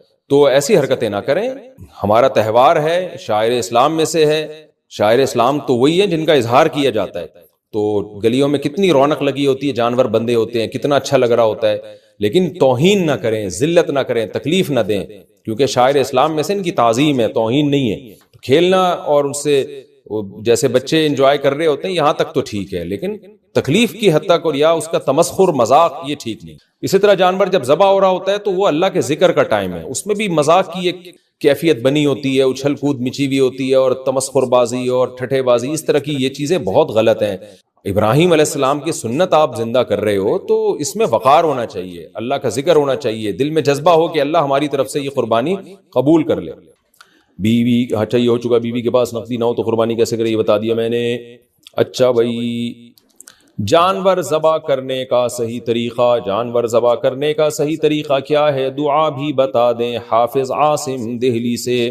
جانور ذبح کرنے کا صحیح طریقہ یہ ہے کہ جانور کو ایسے لٹائیں کہ آپ اس کی ٹانگیں قبلے کی طرف ہوں جانور کی, اور اس کا سر جو ہے جب آپ سیدھا کر دیں تو آپ قبلے کی طرف کھڑے ہوں, آپ کے ہاتھ میں چھری ہو اور آپ قبلے کی طرف ہوں, اور چھری کا رخ بھی قبلے کی طرف ہی ہوگا. ظاہر ہے آپ کا سینہ قبلے کی طرف, جانور کی ٹانگیں بھی قبلے کی طرف ہوں گی. اس طرح ذبح میں بھی آسانی ہوگی اور سنت بھی پوری ہو جائے گی. تو لٹانے کے بعد جب جانور کے پاؤں میں رسیاں باندھی جاتی ہیں تو اس کو موو کرنا, قبلے کی طرف گھمانا بہت آسان ہو جاتا ہے. اس کے بعد آپ بسم اللہ اللہ اکبر پڑھ کے چھری چلائیں. اگر آپ کو ڈر لگ رہا ہے تو بیگم کو پکڑا دیں, وہ چلا دے گی, وہ انشاءاللہ نہیں ڈرے گی, تو وہ پڑھ لے بسم اللہ اللہ اکبر. اور قصائی سے اگر ذبح کروانا ہے تو تھوڑا سا اہتمام کر لیں, آج کل غیر مسلم قصائی بھی ہوتے ہیں, تو بہتر یہی ہے کہ خود ذبح کریں. پھر بھی اگر قصائی سے ذبح کروا رہے ہیں تو قصائی کو بولیں بھائی اونچی آواز سے بسم اللہ اللہ اکبر پڑھ لے, اور یہ گٹکا منہ سے نکال کے تھوڑی دیر کے لیے پھینک دے وہاں. اللہ کا ذکر کا وقت ہے, ایک شاعر اسلام کو زندہ کیا جا رہا ہے, ابراہیم علیہ السلام کی سنت کو پورا کیا جا رہا ہے. یہ گٹکے کا ٹائم نہیں ہے. قصائیوں نے منہ میں گٹکے رکھے ہوتے ہیں, اتنی اسمیل آ رہی ہوتی ہے, اور بسا اوقات وہ تکبیر بھی نہیں پڑھ رہے ہوتے. اور اگر آپ نے اور قصائی نے دونوں نے مل کے گلا پہ چھری چلانی ہے تو پھر دونوں پر لازم ہے کہ وہ بسم اللہ اللہ اکبر پڑھیں, اور پھر 4 رگیں کاٹ کے چھوڑ دیں. یہ جو حرام مغز میں چھرا مارتے ہیں یہ بہت غلط حرکت ہے, یہ نہ کرنے دے قصائیوں کو. سے جانور کو تکلیف بھی ہوتی ہے اور بلڈ بھی صحیح طرح نکل نہیں پاتا, یہ اور گوشت کی لذت بھی ختم ہوتی ہے. گوشت میں بیماریاں بھی پورے طور پہ, جو بلڈ میں بیماریاں وہ بھی نہیں نکل پاتی اگر کوئی بیماری ہو جانور میں. تو ہر طرح سے دنیا کا نقصان بھی آخرت کا نقصان بھی, تو اس کو نہ کرنے دیں. یہ حرکت کر لے گا تو جانور حرام نہیں ہوگا, لیکن یہ مکروہ ناپسندیدہ عمل ہے. تو 4 رگیں کاٹ کے چھوڑ دیں اور اس کو تڑپنے دیں, بلڈ سارا نکل جائے گا, اللہ آپ کی قربانی قبول کرے گا. اس کے بعد جب وہ ٹھنڈا ہو جائے تو کھال اتاریں اور پھر کھائیں, اور ہمیں بھی دعاؤں میں یاد رکھیں. میں یہ تو نہیں کہہ سکتا کھانے میں ہمیں یاد رکھیں, پتہ نہیں آپ کہاں رہتے ہیں, لیکن دعاؤں میں بہرحال آپ یاد رکھیں, کیونکہ آپ دہلی میں رہتے ہیں, کھانے میں کہاں یاد رکھیں گے ہمیں آپ. قصائی کے ساتھ چھری ہاتھ چھری پر ہاتھ رکھا تو دعا کون پڑھے گا؟ قربانی کے جانور کو ذبح کرتے وقت بسم اللہ اللہ اکبر پڑھنا جو ضروری ہے۔ بسا اوقات چھری پھیرنے والے کے ساتھ قصائی بھی چھری پر ہاتھ رکھتا ہے، اگر اس نے یہ کلمات نہیں پڑھے تو جانور حلال ہوگا یا حرام۔ محمد اسماعیل کھتری کراچی سے، اگر قصائی نے بھی چھری پر ہاتھ رکھا اور دونوں مل کے ذبح کر رہے ہیں تو دونوں پر تکبیر واجب ہے، ایک نے بھی چھوڑ دی تو جائز نہیں ہے، اس لیے اس کو بولے بھائی جب تو چھری پر ہاتھ رکھے تو بھی تکبیر پڑھے۔ اگر وہ بھول گیا تو پھر جائز ہے، لیکن اگر جان کر اس نے چھوڑ دیا تو پھر جانور حلال نہیں ہے۔ اگر ذبح کرتے وقت تکبیر پڑھنا بھول گئے، اگر ذبح کرتے وقت تکبیر پڑھنا بھول جائے تو جانور حلال ہوگا یا نہیں؟ عمر فاروق، بھولے سے اگر تکبیر چھوٹ گئی ہے تو جانور حلال ہوگا، اس لیے قریب لوگوں کو چاہیے وہ پڑھنا شروع کر دیں تاکہ یہ بندہ بھولے نہیں، لیکن بہرحال حلال ہوگا جانور اگر بھولے سے چھوٹ گئی ہے۔ ذبح کرتے وقت قربانی کرنے والوں کا نام لینا ضروری ہے۔ جب ہم قربانی کے جانور کو ذبح کرتے ہیں تو اس وقت ان افراد کا نام لینا ضروری ہے جن کے نام پہ قربانی کی جا رہی ہے۔ کس وقت وہ نام لیا جائے؟ ظہور شہزاد نہیں، نام لینا ضروری نہیں ہے۔ جو بھی جانور کا متولی ہے، جس کے ہینڈ اوور جانور کیا ہوا ہے، اس کو یہ پتا ہونا چاہیے کہ اس میں کس کس کے حصے ڈلے ہوئے ہیں۔ اچھا، بعض دفعہ اس کو یہ نہیں پتا ہوتا کہ کس کے حصے ہیں، مثال کے طور پر سمجھ رہا آپ کا حصہ ہے لیکن آپ نے خود کسی اور کی نیت سے حصہ ڈالا ہوتا ہے، تو جو ذبح کرنے والا جو متولی ہے نا جانور کا، یعنی جس کے کنٹرول میں جانور ہے، بس اس کو یہ پتا ہو کہ ان صاحب کا حصہ ہے۔ اب ان صاحب نے کسی اور کی نیت کی ہوئی ہے تو بھی ٹھیک ہے۔ مثال کے طور پر ہمارا جو کیمرہ مین ہے یہ گائے لے کر آیا، فرض کریں یہ گائے لے کر آیا، میں نے کہا یار اس گائے میں جو ہے نا میرا بھی حصہ ڈال دو، انہوں نے کہا ٹھیک ہے جی ایک حصہ آپ کا ہو گیا۔ اب میری نیت یہ تھی، میرا نہیں ہے، یہ ستار بھائی کا ہے جنہوں نے مجھے کہا ہوا تھا، تو ان کو اس نیت کا پتہ ہونا ضروری نہیں ہے۔ یہ جانور ذبح کریں گے، بس ان کو یہ پتا ہے کہ مفتی صاحب کا ایک حصہ سلیم کباڑیے کا، ایک حصہ وسیم گولے گنڈے والے کا، ایک حصہ فلانے کا، فلاں رکشے والے کا، ایک حصہ فلاں کا، بس ان کو اتنا ہے۔ اب فلاں نے نیتیں آگے کسی اور کی ہوئی ہیں تو بھی ٹھیک ہے، اور جس کی نیت کی ہوئی ہے اس کا بھی نہیں ہے، اس نے بھی کسی اور کی نیت کی ہوئی ہے تو بھی ٹھیک ہے۔ بس یہ ہے کہ جو اصل ہے اس کو پتا ہونا چاہیے کہ میں نے اس کو وکیل بنایا ہے، اس کی بے خبری میں آپ اس کو بتائے بغیر آپ اس کے وکیل نہیں بن سکتے، تو بس اتنا کافی ہے۔ تو وہ اس لیے نام لے کے پڑھنا یہ ضروری نہیں ہے، لیکن کوئی پڑھ لے تو بھی غلط نہیں ہے تاکہ کنفیوژن ختم ہو جائے۔ تو وہ ذبح کرنے سے پہلے پڑھا جاتا ہے، لیکن اس میں جانور کو تکلیف ہوتی ہے، ادھر جانور لیٹا ہوا ہے، وہ بیچارہ کہہ رہا ہے کہ 10 دن تو انہوں نے مجھے اتنا پروٹوکول دیا، گلے میں ہاتھ ڈال رہے ہیں، آج میرے ساتھ کیا سلوک ہو رہا ہے، تو بس جلدی سے ذبح کر دیں اس کو۔ وہاں پھر ایک ایک کا تجوید کے، پھر وہ پرچی گم جاتی ہے، تلاش کر رہے ہیں ابے لے کر آ، پھر غلط پرچی آ گئی، یہ آ گئی، تو چھوڑ دیں۔ بس گائے پر ایک ٹوکن لگا دیں اور ٹوکن پہ یہ بتا دیں، ایک کاغذ میں لکھ دیں کہ اس گائے میں یہ لوگ شریک ہیں، ان کا نام اس ٹوکن کے ساتھ۔ تو شروع میں بس یہ ٹوکن ہی کافی ہوگا، اور جن جن کا حصہ ان کو بتا دیں گائے نمبر یہ ہے، یہ والی گائے ہے، اس میں آپ کا حصہ ہے، 7 حصے یہ ہیں بس، اور اس سے بند ہو گئے۔ اب جن کے حصے انہوں نے کسی اور کی نیت کی ہو تو اس سے کوئی فرق نہیں پڑتا، تو بس جب اتنا کافی ہے، تو جب جانور گرے گا ذبح ہوگا تو وہ ٹوکن یا اس گائے کو جو نامزد کر دیا نا، اس گائے جس کے کنٹرول میں وہ گائے ہے جو لے کر آیا ہے، تو بس یہ نامزد کر دینا ہی کافی ہوگا۔ عین وقت پہ اس تکلف کی ضرورت نہیں ہے کہ ان لوگوں کے نام کھڑے ہو کر پڑھے جائیں۔ جانور ٹھنڈا کرنے کے لیے حرام مغز پر چھری مارنا۔ جانور کو ذبح کرنے کے بعد اکثر دیکھا جاتا ہے کہ اسے جلدی ٹھنڈا کرنے کے لیے اس کے دل کے پاس یا حرام مغز پر چھری ماری جاتی ہے، ایسا کرنا کیا صحیح ہے؟ محمد صادق باغ والا، بالکل صحیح نہیں ہے، غلط ہے۔ قصائیوں کو چاہیے، آپ کو چاہیے قصائیوں کو روکیں۔ قصائی جلدی میں ہوتے ہیں، انہوں نے پیسے بنانے ہوتے ہیں، وہ کہتے ہیں جلدی سے ٹھنڈا ہو جائے تاکہ ہم اگلا کانٹیکٹ پکڑیں۔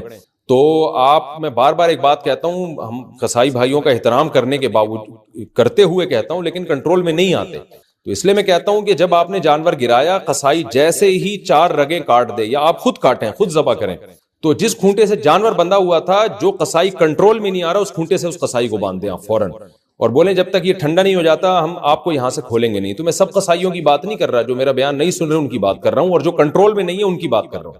اب قصائی حضرات کہتے ہیں مفتی صاحب ہماری بے عزتی کر رہے ہیں، بھائی میں ان کی بے عزتی کر رہا ہوں جو کنٹرول میں نہیں آ رہے۔ آپ تو 4 رگیں کاٹ کے آرام سے بیٹھ جائیں گے اور آپ انتظار کریں گے جانور ٹھنڈا ہونے کا، تو خدا نہ خواستہ میں آپ کے بارے میں تھوڑی کہہ رہا ہوں کہ آپ جیسے معزز افراد کو کھونٹے سے باندھا جائے، میں ان لوگوں کے بارے میں کہہ رہا ہوں کہ 4 رگیں کاٹنے کے بعد پھر وہ فوراً حرام مغز میں چھورا مارتے ہیں تاکہ جانور ٹھنڈا ہو جائے۔ اس مکروہ عمل سے بچانے کے لیے میں کہہ رہا ہوں کہ قصائی کنٹرول میں نہیں آئے گا، جتنے لوگ ابھی جانور پہ تھے، جانور کو چھوڑ کے وہ سارے قصائی پہ آ جائیں، اس کو پکڑیں، اب جانور نے اب کہیں نہیں بھاگنا۔ اچھا بھائی، سلیپنگ انجیکشن لگا کر قربانی کرنا، قربانی سے پہلے بکرے کو سلیپنگ انجیکشن لگانا کیسا ہے؟ شمائلہ سعید، سلیپنگ انجیکشن لگانا یا بے ہوشی کا انجیکشن لگانا یہ ناجائز ہے. اس سے قربانی حرام تو نہیں ہوگی، جانور کی 4 رگیں کٹ گئیں زندہ حالت میں، چاہے بے ہوش ہو یا سو رہا ہو تو قربانی تو ہو جائے گی، لیکن یہ خلاف سنت ہے اور اس میں خطرہ بھی ہوتا ہے، مرنے کا بھی خطرہ ہوتا ہے، بے ہوشی میں خاص طور پہ مرنے کا بہت خطرہ ہوتا ہے، اور بلڈ کا صحیح طرح سے سرکولیٹ بھی نہیں ہو پاتا، بہت سارے خطرات ہوتے ہیں، تو وہ جو ذبح کے پورے مقاصد ہے وہ حاصل نہیں ہوتے. اس لیے بہتر یہی ہے کہ نہ سلیپنگ کا انجیکشن لگائیں نہ بے ہوشی کا انجیکشن لگائیں، اور اسی طرح ذبح کریں تاکہ ذبح کی برکتیں پوری طور پر حاصل ہو. البتہ کوئی جانور کنٹرول میں نہیں ہے، بالکل ہی ایک وحشی ہو چکا ہے اور دے ادھر اٹھا کے پٹخا، دیکھی ہوں گی آپ نے یوٹیوب پہ ویڈیو، جانور اٹھا کے وہ بندہ مارا، وہ ادھر اٹھا کے پٹخا، تو کنٹرول میں ہی نہیں آ رہا. تو پھر کنٹرول میں لینے کے لیے کچھ بھی کیا جا سکتا ہے، اسے پہلے فائر کر کے گرایا بھی جا سکتا ہے، اسے بے ہوشی کا انجیکشن بھی لگایا جا سکتا ہے، کچھ بھی کیا جا، مجبوری میں جائز ہے، نارمل ایسا ٹھیک نہیں ہے. رات میں قربانی کا حکم، قربانی کا وقت کب تک ہوتا ہے؟ کیا رات میں قربانی کرنا جائز ہے؟ صدیقی صاحب انڈیا سے، دیکھیں قربانی کا ٹائم شہر میں جو ہے نا بقرعید والے دن 10 ذی الحجہ کو، جہاں پورے شہر میں کہیں بھی عید کی نماز ہو جائے تو اس کے بعد سے قربانی کی جا سکتی ہے، اور گاؤں دیہاتوں میں صبح صادق کے بعد ہی ٹائم شروع ہو جاتا ہے. تو اور پھر 13 ذی الحجہ یعنی بقرعید کا پہلا دن، دوسرا دن، تیسرا ذی الحجہ کے سورج غروب ہونے سے پہلے پہلے تک قربانی جائز ہے. جتنا جلدی کریں گے اتنا ثواب زیادہ ملے گا. رات میں بھی قربانی جائز ہے مگر بہتر نہیں ہے، کراہت ہے اس میں 2 وجہ سے. ایک تو یہ کہ رات میں اندھیرا ہوتا ہے، یہ بھی خطرہ ہے کہ جانور کو غلط رگ نہ کٹ جائے. دوسرا جانور اکثر آرام کر رہے ہوتے ہیں تو جانور کو تکلیف اس میں زیادہ ہوتی ہے. تیسرا یہ کہ شاعر اسلام دن کی روشنی میں کیے جاتے ہیں، قربانی شاعر اسلام میں ہے، یہ چھپ کے کرنے والا عمل نہیں ہے. تو رات کے اندھیرے میں شاعر اسلام کو نہیں زندہ کیا جاتا، دن کی روشنی میں. تبھی دیکھیں نا عید کی نماز شاعر اسلام میں ہے، دن میں ہے، وہ جمعہ شاعر اسلام میں ہے، دن میں ہے. تو اسلام کے جتنے بھی شاعر ہیں ان کو دن میں قائم کیا جاتا ہے، اندھیروں میں نہیں قائم کیا جاتا. بہتر یہی ہے کہ قربانی رات کے اندھیرے میں نہ کی جائے، کر لی تو ادا ہو جائے گی بہرحال. اچھا بھائی، نماز عید سے پہلے قربانی کا حکم. کیا عید کی نماز سے پہلے قربانی جائز ہے؟ اگر کسی کو علم نہ ہو اور اس نے قربانی کر دی ہو تو اس کے بارے میں کیا حکم ہے؟ ہدایت اللہ صاحب کشمیر سے. اگر یہ گاؤں میں رہتا تھا جہاں عید اور جمعہ واجب نہیں ہے، بالکل گاؤں تھا، شہر والے اس میں وسائل اور ذرائع نہیں تھے، نہ کوئی بہت بڑی آبادی تھی جس کو قصبہ کبیرہ کہتے ہیں، تو وہاں تو پھر صبح صادق ہوتے ہی قربانی کر دی تو بھی ادا ہو جائے گی. لیکن اگر یہ بندہ شہر میں تھا تو شہر میں اگر کہیں بھی عید کی نماز ہو گئی اور انہوں نے قربانی کر دی تو قربانی ادا ہو جائے گی. لیکن پورے شہر میں ابھی کہیں بھی عید کی نماز نہیں ہوئی تھی اور انہوں نے قربانی کر دی تو پھر ان کی قربانی کل ادا ہو جائے گی، ان کو دوبارہ کرنی پڑے گی. اگر یہ صاحب نصاب ہے، غریب ہیں تو واجب نہیں ہے، لیکن قربانی بہرحال ادا نہیں ہوگی. دوسری جگہ جلدی نماز پڑھ کر نماز سے پہلے قربانی کرنا. ہمارے گاؤں میں عید کی نماز 9 بجے کے بعد ہوتی ہے اور قریب شہر میں 7 بجے ہو جاتی ہے. ہماری فیملی کی مشترکہ قربانی ہے. بڑے جانور میں کیا میں شہر میں عید کی نماز ادا کر کے باقی حصے داروں سے اجازت لے کر گاؤں کی عید کی نماز ہونے سے پہلے آ کر قربانی کر سکتا ہوں؟ سعید احمد چیچا وطنی سے. دیکھیں گاؤں واقعی اگر گاؤں ہے، قصبہ کبیرہ نہیں ہے اور شہر کے حکم میں نہیں ہے وہ، تو اس میں تو صبح صادق کے بعد بھی قربانی جائز ہے. لیکن اگر شہر میں قربانی کر رہے ہیں یا قصبہ کبیرہ ہے تو آپ نے اگر کہیں پہلے عید کی نماز پڑھ لی تو آپ نے اگر قربانی کر دی تو سب کی طرف سے قربانی ادا ہو جائے گی. سب شرکا کا یہ ضروری نہیں ہے کہ نماز عید کی پڑھ چکے ہوں. تو کہیں بھی شہر میں عید کی نماز ہو گئی اور آپ نے قربانی کر دی تو سب کی طرف سے قربانی ہو جائے گی. لیکن بہتر یہی ہے کہ سب کو عید پڑھ لینے دیں تو زیادہ اچھا ہے. لیکن بہرحال ہو جائے گی قربانی، پہلے بھی اگر آپ نے کر لی تو قربانی ادا ہو جائے گی. سعید احمد صاحب. آج بھی قربانی اور حج سے متعلق مسائل ہی ہوں گے زیادہ. عید کتنے دن کی ہوتی ہے؟ 1 دن کی یا 3 دن کی؟ عید الفطر اور عید الاضحیٰ 1 دن کی ہوتی ہے یا 3 دن کی؟ زوجہ منصور کرک سے. دیکھیں عید الاضحیٰ تو 3 دن کی ہوتی ہے، اس معنی میں کہ 3 دن قربانی ہوتی ہے، اور عید الفطر 1 ہی دن کی ہوتی ہے. البتہ عید الفطر میں 1 دن روزہ حرام ہے اور عید الاضحیٰ میں چوتھے دن بھی روزہ حرام ہے. یعنی ایام تشریق جو ہے نا، 3 دن قربانی کے اور ایک چوتھا دن وہ بھی ایام تشریق میں آتا ہے، لہذا 4 دن تک روزہ حرام ہوتا ہے. تو پورے سال میں 5 دن ٹوٹل ایسے ہیں جن میں روزہ رکھنا حرام ہے. کون سے دن قربانی کا ثواب زیادہ ہے؟ کیا قربانی کرنے کا ثواب تینوں دن ایک ہی ہے یا پہلے، دوسرے اور تیسرے دن میں فرق ہے؟ شہاب اظہار امریکہ سے. جتنا جلدی کریں گے اتنا ثواب زیادہ. پہلے دن ثواب سب سے زیادہ، دوسرے دن تھوڑا کم، تیسرے دن تھوڑا اور کم، تو اس لیے پہلے دن کریں زیادہ بہتر ہے. چوتھے دن قربانی کرنے کا حکم.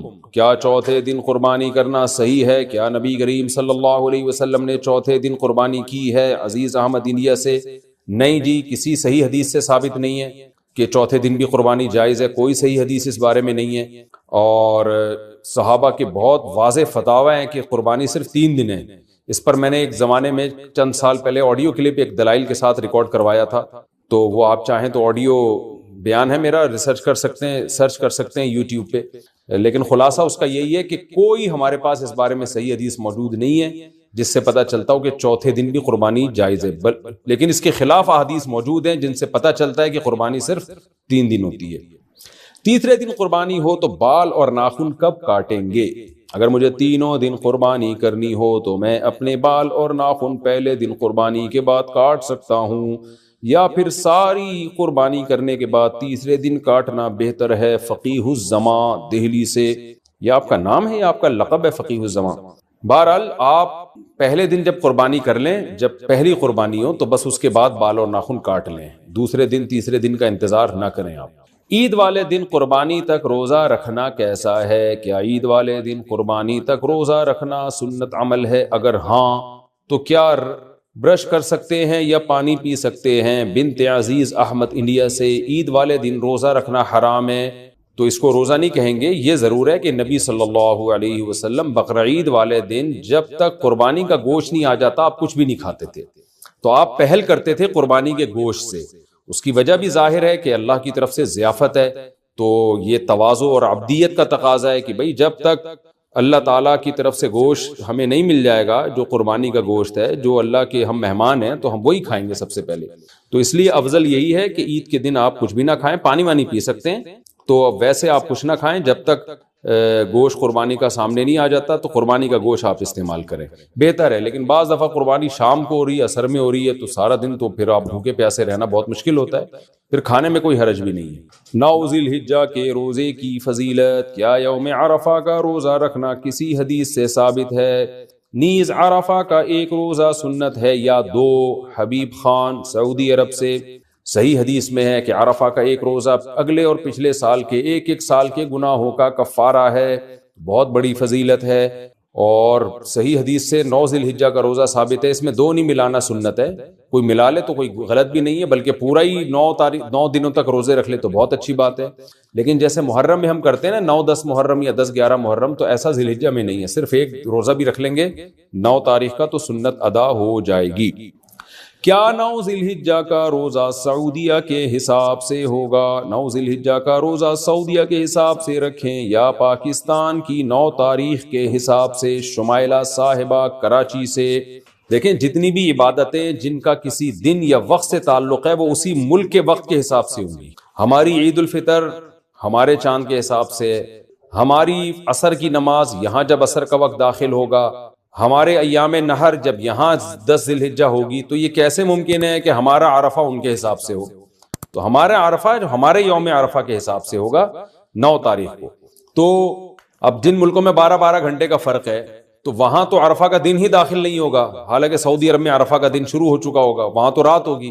تو اس لیے جو 9 تاریخ کی فضیلت ہے نا، وہ اس ملک کے حساب سے جب 9 ذی الحجہ ہوگی، تو اس لیے کیونکہ جتنی بھی عبادتیں ہیں نا جن کا کوئی وقت کے ساتھ تعلق ہے، تو وقت ان کے لیے ظرف یا معیار ہوتا ہے، یہ فقہ کی اصطلاح ہے۔ تو ظرف یا معیار یعنی سبب ہوتا ہے ان کے لیے، تو جب وہ سبب پایا جائے گا تو عبادت متوجہ ہوگی۔ تو سبب جس ملک میں جو تاریخ ہے وہی اس کا سبب ہے۔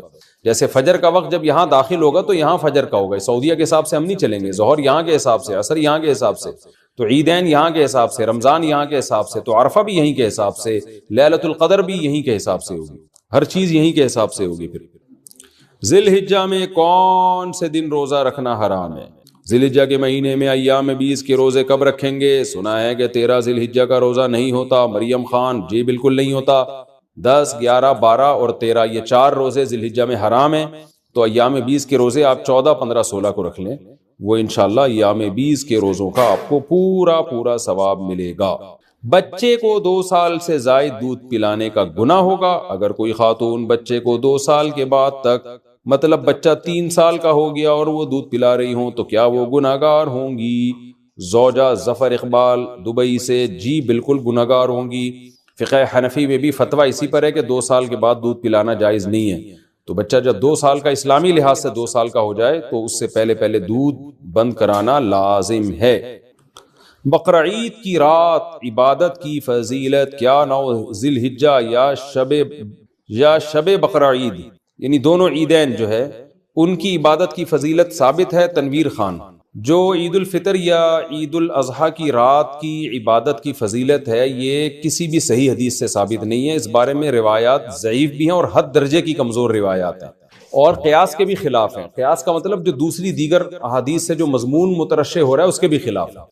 مثال کے طور پر جب رمضان ختم ہوتا ہے تو اپنے تمام لوازمات کے ساتھ ختم ہوتا ہے، رمضان کی دن کی جب روزہ ختم ہو گیا تو رات کی جو عبادت کی الگ سے فضیلت تھی وہ بھی ختم ہو گئی، اور اسلام میں تو دن جو ہے رات جو ہے وہ دن کے تابع ہوتی ہے، تو اس کا بھی تقاضا یہ ہے کہ عید کی جو رات ہے وہ دن کے تابع ہو، تو عید کا دن جب عبادت کا دن نہیں ہے، کوئی عبادت کرے تو اچھی بات ہے، وہ تو کبھی بھی کر سکتا ہے لیکن وہ الگ سے کوئی فضیلت نہیں ہے، تو ایسے ہی رات کی بھی فضیلت نہیں ہوگی، اور ویسے بھی جب عید کی رات کو آپ عبادت کثرت سے کریں گے تو پھر عید کا دن جو صبح قربانی کرنی ہے اور جو ایک سیلیبریٹ کرنا ہے اس دن کو جو منانا ہے وہ بھی آپ کے لیے مشکل ہوگا۔ تو اس بارے میں احسن الفتاوی میں حضرت مفتی رشید احمد صاحب رحمہ اللہ تعالیٰ کا بڑا مدلل رسالہ موجود ہے، اس میں انہوں نے دلائل سے یہی ثابت کیا ہے کہ عیدین کی رات کی جو فضیلت ہے وہ ثابت نہیں ہے، لہذا اس کو سنت سمجھنا ٹھیک نہیں ہے، اس کی فضیلت بیان کرنا ٹھیک نہیں ہے، چاہے وہ بقرعید ہو چاہے وہ عید الفطر ہو۔ لیکن بہرحال مسئلہ اختلافی ہے، اگر کوئی عالم اس کی فضیلت کا قائل ہے تو ہم اس کو بدعتی نہیں کہیں گے بلکہ یہ کہیں گے ان کا اس مسئلے میں اختلاف ہے، تو جو ہماری رائے تھی وہ ہم نے آپ کے سامنے پیش کر دی، اگر کسی کی رائے اس کے خلاف ہو تو بھی ٹھیک ہے، وہ کوئی عام آدمی کو اس کی رائے سمجھ میں آتی ہے ان کی رائے پر عمل کر لے، لیکن علماء کے خلاف زبان درازی کرنا اختلافی مسائل میں کہ ابے ان کو تو کچھ پتہ ہی نہیں ہے، ابے ان کو کیا پتہ حدیث کا، ابے یہ بدعتی ہیں، ابے یہ مفتی طارق مسعود جو ہے نا یہ ایک نئے مسئلے لا رہا ہے، تو یہ یا کسی اور بڑے عالم پر آپ اعتراض شروع کر دیں، ہم تو چھوٹے آدمی ہیں، تو یہ طریقہ ٹھیک نہیں ہے، اختلاف کو اختلاف کی حد تک ہی رکھنا چاہیے۔ تو ہماری رائے یہی ہے کہ عیدین کی جو رات کی عبادت ہے وہ کسی مستند روایت سے ثابت نہیں ہے۔ بعض لوگ کہتے ہیں جی فضائل میں ضعیف حدیثیں بھی چلتی ہیں، ٹھیک ہے چلتی ہیں، پہلے صحیح حدیث سے اصل تو صحیح حدیث سے ثابت ہو نا، ایک چیز کی اصل صحیح حدیث سے ثابت ہو، اس کی پھر اضافی فضیلت ضعیف حدیث سے ثابت کی جا سکتی ہے، یعنی اس میں بیان کی جا سکتی ہے، لیکن ایک چیز کی اصل ہی جب صحیح حدیث سے ثابت نہیں ہے تو اصل ثابت کرنے کے لیے آپ ضعیف حدیث کا سہارا نہیں لے سکتے۔ اچھا بھائی، عید میں والدین وغیرہ سے جھک کر ملنا، بعض لوگ عید وغیرہ کے موقع پر کسی بڑے مثلاً والدین سے ملتے وقت جھک جاتے ہیں، کیا یہ جھکنا جائز ہے؟ محمد فہد نواز ڈیرہ اسماعیل خان سے، کسی کے سامنے بھی جھکنا یہ جائز نہیں ہے، چاہے والدین ہو یا کوئی اور ہو، البتہ سلام کے لیے جب آپ ہاتھ چومنے کے لیے یا گلے ملنے کے لیے وہ خود بخود آٹومیٹیکلی انسان تھوڑا سا جھک جاتا ہے، وہ جائز ہے۔ تو عید کے موقع ہو یا بغیر کوئی موقع ہو عید کے علاوہ، سجدہ کی بھی یہ بھی جھکنا جو ہے یہ بھی ایک قسم کا سجدہ ہی کہلاتا ہے، تو یہ اللہ کے علاوہ کسی کے سامنے جائز نہیں ہے۔ البتہ تواضع کرتے وقت جو انسان ایسے تھوڑا سا ٹھٹھر سا جاتا ہے وہ ٹھیک ہے، تو اس میں آٹومیٹیکلی تھوڑا سا انحنا ہو جاتا ہے، انحنا کا مطلب تھوڑا سا جھکاؤ پیدا ہو جاتا ہے، وہ جھکاؤ وہ جھکنے کی نیت سے نہیں ہوتا، وہ ویسے جب آپ کسی سے گردن کی یوں کر کے ملتے ہیں تو وہ آٹومیٹیکلی ایسا ہو جاتا ہے، وہ اس جھکنے میں داخل نہیں ہے، تو وہ ماں باپ کے ساتھ بھی ہو سکتا ہے۔ عقیقے کے جانور کی کیا شرائط ہیں؟ بچوں کا عقیقہ کرنے کے لیے جانور کی کیا شرائط ہیں؟ کیا 2 بچوں کا عقیقہ بڑے جانور سے ہو سکتا ہے؟ دیکھیں جمہور فقہا تو اسی کے قائل ہیں کہ عقیقے کے جانور کی وہی شرائط ہیں جو قربانی کے جانور کی ہے، لیکن مفتی رشید احمد صاحب رحمہ اللہ اس کے قائل تھے کہ عقیقہ چونکہ مستحب عمل ہے، کوئی فرض واجب تو ہے نہیں، تو اس میں اگر کوئی جانور کھیرا جانور بھی لے آیا، یعنی وہ جانور جو 2 سال کا نہیں ہوا، وہ گائے یا وہ بکرا جو 1 سال کا نہیں ہوا، تو اس کی بھی قربانی ہو جائے گی عقیقے میں۔ لیکن کوئی احتیاط پر عمل کرنا چاہے تو احتیاط یہی ہے کہ عقیقے میں بھی وہی جانور ہو جو قربانی میں ہوتا ہے، یعنی بکرا کم از کم 1 سال کا، دمبا موٹا تازہ ہو تو 6 مہینے کا، اور گائے جو ہے 2 سال کی، تو عقیقے میں بھی یہی کر لینا چاہیے۔ باقی یہ ہے کہ بچوں کا عقیقہ بڑے جانور میں ہو سکتا ہے، بالکل ہو سکتا ہے، اور بقرعید کی گائے میں بھی ہو سکتا ہے، تو بڑے جانور میں بھی عقیقہ کیا جا سکتا ہے، یعنی اس کا 1 حصہ لے لیں، اگر بچی ہے اور بچہ ہے تو 2 حصے ڈال لیں، تو یہ بھی جائز ہے۔ قربانی کا گوشت 3 حصوں میں تقسیم کرنا لازم ہے۔ قربانی کے گوشت کو 3 حصوں میں یعنی اپنے علاوہ رشتہ داروں اور غریبوں میں تقسیم کرنا لازم ہے، یا سارا گوشت خود بھی رکھ سکتے ہیں؟ بنت طالب کراچی سے، بہتر یہ ہے کہ 3 حصے کر دیں، 1 رشتہ داروں کے لیے، 1 مستحقین کے لیے، غریبوں کے لیے، اور 1 اپنے لیے، کوئی لازمی نہیں ہے۔ آج کل تو جتنے رشتہ دار ہیں اکثر قربانی کر رہے ہوتے ہیں، تو اگر رشتہ داروں کا حصہ نہ بھی رکھا تو 1/3 آپ غریبوں کے لیے نکال دیں تو بھی ٹھیک ہے. اور اگر کوئی خود غریب ہے اور بچوں کو گوشت پورے سال زیادہ مقدار میں کھانے میں نہیں ملتا تو پھر اس کے لیے افضل یہ کہ پورا گوشت خود رکھے گا، کیونکہ اپنے بچوں کا حق دوسروں سے بہرحال زیادہ ہے. بعض غریب گھرانے ہوتے ہیں پورے سال گوشت نہیں ملتا ان کو بچوں کو کھانے کے لیے، بچے خوش ہوتے ہیں ابو گائے لائے ہیں بکرا لائے اب تو گوشت خوب دبا کے پھوڑیں گے ہم، تو ابا نے اٹھا کے صدقہ کر دیا تو بچوں کا بڑا اس میں نقصان ہوتا ہے. تو شریعت یہ کہتی ہے کہ پہلے اپنے بچے بعد میں دوسروں کے بچے. تو اس لیے اگر کوئی غریب ہے اور خاندان بڑا ہے اس کا تو اس کو چاہیے کہ وہ سارا گوشت خود ہی رکھ لے. اچھا بھائی، قربانی کا گوشت کتنے دن تک استعمال کر سکتے ہیں؟ قربانی کا گوشت کتنے عرصے تک کھا سکتے ہیں؟ کچھ لوگ کہتے ہیں قربانی کا گوشت محرم الحرام سے پہلے ختم ہو جانا چاہیے. کیا یہ صحیح ہے عاقب شاہ دبئی سے؟ نہیں، جب تک چاہے کھائیں، آپ اگلے سال قربانی تک بھی چلا سکتے ہیں اگر آپ کے پاس فریزر ہے یا گوشت اسٹور کرنے کا انتظام ہے. باقی یہ کہ اگر اللہ نے مال دیا ہے تو کھائیں اور کھلا کے ختم کریں، غریب ہیں تو اسٹور کر لیں، تو مالدار ہیں تو ایک کھا لیں اور جتنا کھا سکتے ہیں اور کھلا بھی دیں، جلدی جلدی کر لیں. تو باقی جائز ہے کہ جب تک چاہیں آپ استعمال کریں. اکثر میں اس پہ ایک چٹکلا بھی سناتا ہوں نا، ایک آدمی نے خواب دیکھا کہ اس کا بکرا جو ہے وہ جنت میں گھوم رہا ہے جو اس نے ذبح کیا تھا، لیکن ٹانگ نہیں ہے اس کی. تو اس نے پوچھا فرشتوں سے خواب میں کہ بھئی یہ میرا بکرا پورا یہاں آ گیا، ابھی تک یہ ٹانگ کیوں نہیں؟ اس نے کہا وہ ابھی تک تیرے فریج میں پڑی ہوئی ہے اس لیے. تو خیر ایک چٹکلا ہے، لیکن یہ کہ اللہ نے پیسہ دیا ہے، مال دیا ہے، تو کھا لیں جلدی جلدی اس کو. غریب ہیں تو پھر بھی اسٹور کر لیں. قربانی کا گوشت کیا غیر مسلم کو دے سکتے ہیں؟ قربانی کا گوشت غیر مسلم کو دینا کیسا ہے؟ یہاں اکثر غیر مسلم کے ساتھ کاروبار وغیرہ کے معاملات ہوتے ہیں، وہ بے تکلفی سے گوشت کا سوال کر دیتے ہیں، اس بارے میں شرعاً کیا حکم ہے؟ خالد خان یو پی سے. بالکل دے سکتے ہیں، غیر مسلم کو قربانی کا گوشت دے بھی سکتے ہیں، اس کے ساتھ حسن سلوک کا ثواب بھی ملے گا انشاءاللہ. گھر میں مشترک نظام ہو تو گوشت کی تقسیم کا حکم. اگر کسی جانور میں ایک ہی گھر کے افراد شریک ہوں تو بھی وزن کر کے حصے الگ الگ کرنا ضروری ہے. محمد ثاقب، اگر وہ اپنے اپنے حصے لے کے جا رہے ہیں پھر تو وزن کر کے حصے الگ کرنا ضروری ہے. وزن نہیں کرنا چاہتے تو 7 حصوں میں کلیجی ملا دیں. لیکن اگر ایک ہی فریزر ہے اور سب مشترک کھا رہے ہیں تو پھر تقسیم ہی جب نہیں ہو رہا تو پھر اسی پوری گائے کو آپ جو صدقہ کرنا چاہیں صدقہ کر دیں جتنا حصہ، باقی ایک ڈی فریزر میں ڈال دیں، سب نکال کے وہیں سے کھاتے رہیں. پھر تقسیم کرنا ضروری نہیں ہے اگر ایک ہی چولہے میں سب کچھ پک رہا ہے. لیکن اگر حصہ الگ کرنا چاہیں تو پھر پراپر طریقے سے کرنا پڑے گا. مشترکہ جانور میں پائے وغیرہ کی تقسیم کا طریقہ. مشترکہ جانور میں پائے کی تقسیم کس طرح کی جائے گی؟ طارق امین نوشہرہ سے. بھائی جس پہ سب راضی ہوں، بعض لوگ پائے میں دلچسپی رکھتے ہیں تو ان کو پائے کھانے کا شوق ہوتا ہے تو ان کو پائے دے دیں اور کسی اور کو اس کے بدلے میں کلیجی دے دیں. وہ کہے نہیں جی مجھے پائے ہی چاہیے، تو آپس میں ایڈجسٹمنٹ کر لیں. اتنی بھی ہمارے معاشرے میں میرا خیال ہے نیچ پنا نہیں ہے کہ پایوں پہ جنگ شروع ہو جائے گی. 4 پائے ہیں، 4 بندے تو نمٹ جائیں گے، 3 رہ جائیں گے. ان کو میرا نمبر دے دیں، ان کو میں سمجھا دوں گا انشاءاللہ کہ یار اس دفعہ پائے تم نہیں کھاؤ، اگلے سال تمہیں ہم پائے دے دیں گے. اس طرح سے سمجھا دیں. آپ اس کو آپس میں جس طرح سے تقسیم کرنا چاہیں کر سکتے ہیں. ظاہر ہے 7 افراد کو پائے مل نہیں سکتے، 4 کو مل سکتے ہیں، 3 کو محروم ہونا پڑے گا. اور جو 4 کو بھی ملیں گے ایک پایا لے جا کے وہ کیا کریں گے؟ تو بہتر ہے کہ 2 آدمیوں کو 2 پائے دے دیں، باقی 5 کو صبر اور توکل اور بغیر پائے کے زندگی گزارنے کے فضائل سنائیں. ان سے کہیں کہ اصل تو یہ کہ آپ کے اپنے پائے موجود ہیں جن پہ آپ چلتے ہیں، یہ زیادہ ضروری ہے. تو ان کو مغز دے دیں، کچھ بھی دے دیں، تو آپس میں جس طرح سے ایڈجسٹمنٹ کر لیں وہ ہو جائے گی. اچھا بھائی، قربانی میں ہاتھ بٹانے والوں کو بدلے میں گوشت دینا. قربانی کا جانور ذبح ہونے کے بعد بہت سے دوسرے لوگ گوشت کی تقسیم وغیرہ میں ساتھ دیتے ہیں، اور اس کے ساتھ دینے کی وجہ سے اس میں سے کچھ گوشت انہیں دیا جاتا ہے. کیا یہ دینا جائز ہوگا؟ عرش اعظم بہار سے. دیکھیں قربانی میں جو بھی ہاتھ بٹا رہا ہے، چاہے قصائی ہو یا کوئی بھی ہو، اس کو اجرت کے طور پہ قربانی کے گوشت میں سے دینا بالکل جائز نہیں ہے. اجرت کا مطلب پہلے سے طے ہو، قصائی سے بات ہو گئی بھائی اتنا تو تیرے پیسے ہوں گے اور اتنا گوشت ہوگا، یہ حرام ہے. اچھا ویسے فی سبیل اللہ دینا چاہیں تو دے سکتے ہیں، لیکن اگر کسی معاشرے میں یہ رواج پڑ گیا کہ آپ کو دینا ہی دینا ہے تو پھر یہ بھی اجرت ہی سمجھی جائے گی، کیونکہ المعروف کالمشروط، جس چیز کا عرف ہوتا ہے وہ ایسے ہی جیسے پہلے سے طے ہے. تو جن علاقوں میں عرف ہے کہ قصائی لازمی پٹ کا گوشت یا کہیں کا گوشت لے کے جاتا ہے تو وہ گوشت اجرت کا حصہ سمجھا جائے گا. اس لیے پھر جہاں رواج ہو تو وہاں منع کیا جائے گا کہ بھئی آپ لوگ گوشت کو ہاتھ نہ لگائیں، آپ کو الگ سے پیسے دے دیے جائیں گے آپ کی خدمت کے بدلے میں.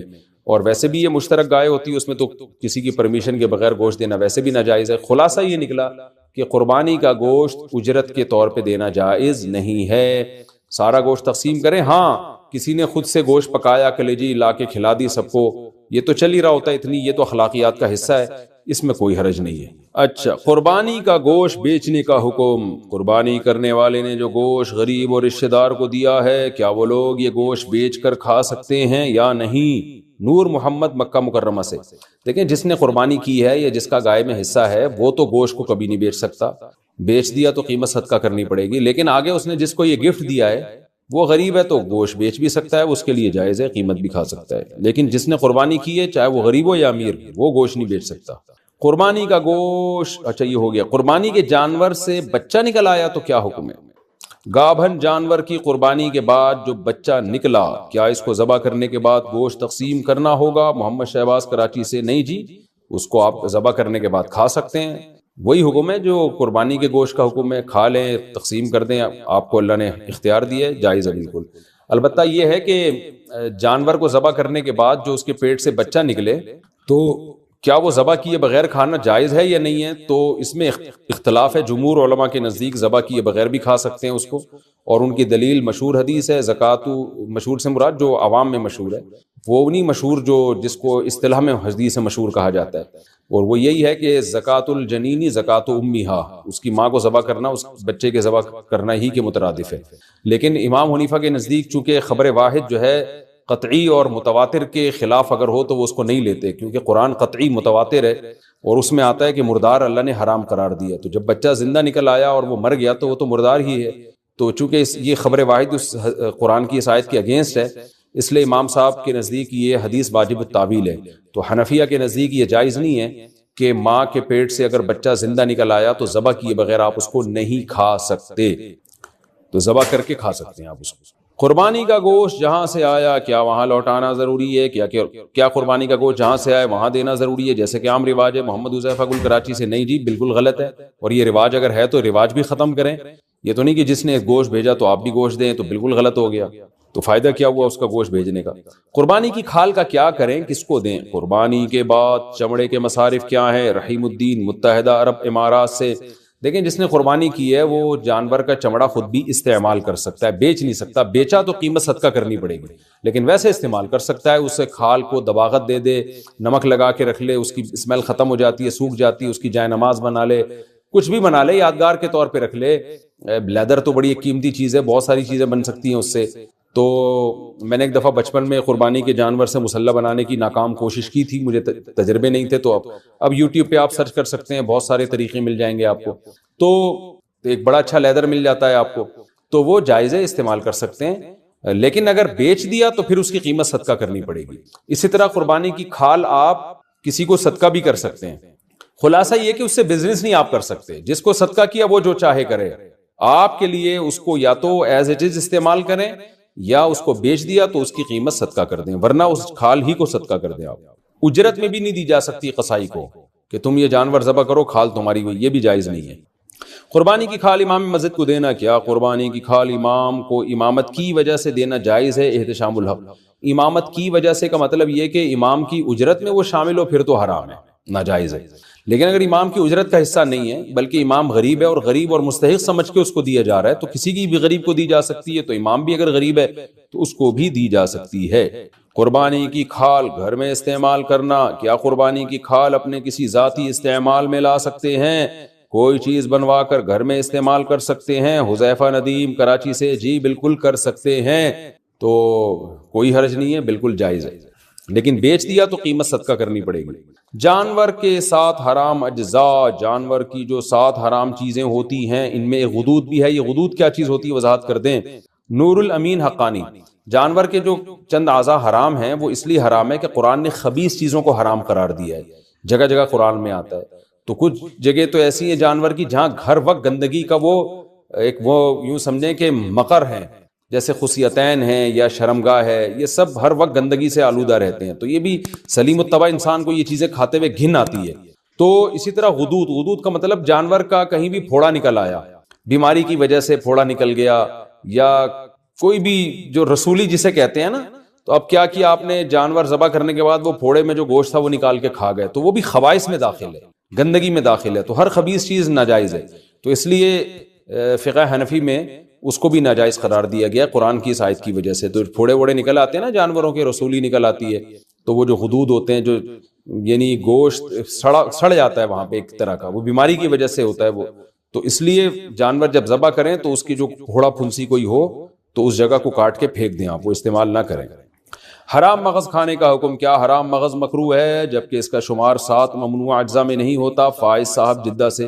حرام مغز بیچارے کا نام حرام پڑ گیا، وہ ہے حرام نہیں. یہ جو ریڑھ کی ہڈی کے اندر ہوتا ہے یہ پیچھے کی طرف، تو یہ حرام نہیں ہوتا. اس کا نام پتہ نہیں کیوں لوگوں نے حرام مغز رکھ دیا ہے بہرحال یہ حلال.